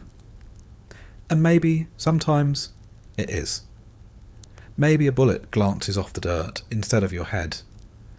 Maybe the wall absorbs just enough shrapnel to leave you breathing. Maybe the foxhole keeps you alive another day. But you never forget what it really is. A hole in the ground, dug with your own hands, filled with mud and insects and fear. You call it home because you have to. Because saying otherwise means admitting there is no safe place out here. The myth is what keeps you sane. The reality is what you live with every night. And between the two, you find just enough balance to keep going. You thought a foxhole might be a place to hide. Instead, it was just another corner of the jungle filled with the same mud, the same rot, the same endless misery. And that's the truth of it all. You don't survive a night in a foxhole in Vietnam. Not really. You endure it. You sit in the damp earth, the smell in your nose, the weight on your shoulders, the noise in your ears, and you wait for the morning to come. Sometimes it does. Sometimes it doesn't. The movies never showed this part. They gave you gunfire, heroics, men charging bravely into the fray. Out here, the battles were fought against insects, against hunger, against your own body falling apart, one rash, one blister, one fever at a time. The foxhole wasn't protection. It was just another way the jungle reminded you who was in charge. And yet, you crawled into it every night. You sat there in the dark, mud creeping higher, rain dripping on your helmet, your rifle balanced across your lap. You whispered to yourself that you'd make it through, that you'd see the dawn, that one more night was possible. You told yourself the same thing the next night, and the one after that. In the end, that's all survival was. Not comfort, not safety, just the stubborn decision to sit in the hole, shoulder the weight, and keep breathing. Nothing more, nothing less. So when you hear the word foxhole again, don't picture safety. Don't picture some tidy little bunker in the dirt. Picture the reality. Picture the mud, the stink, the fear. Picture the place where men learned there was no such thing as rest. Not in this war, not in this jungle, not in that hole. And with that, the night closes in again. The jungle hums, the rain falls, the earth clings, and you're left sitting there in the dark, waiting for morning.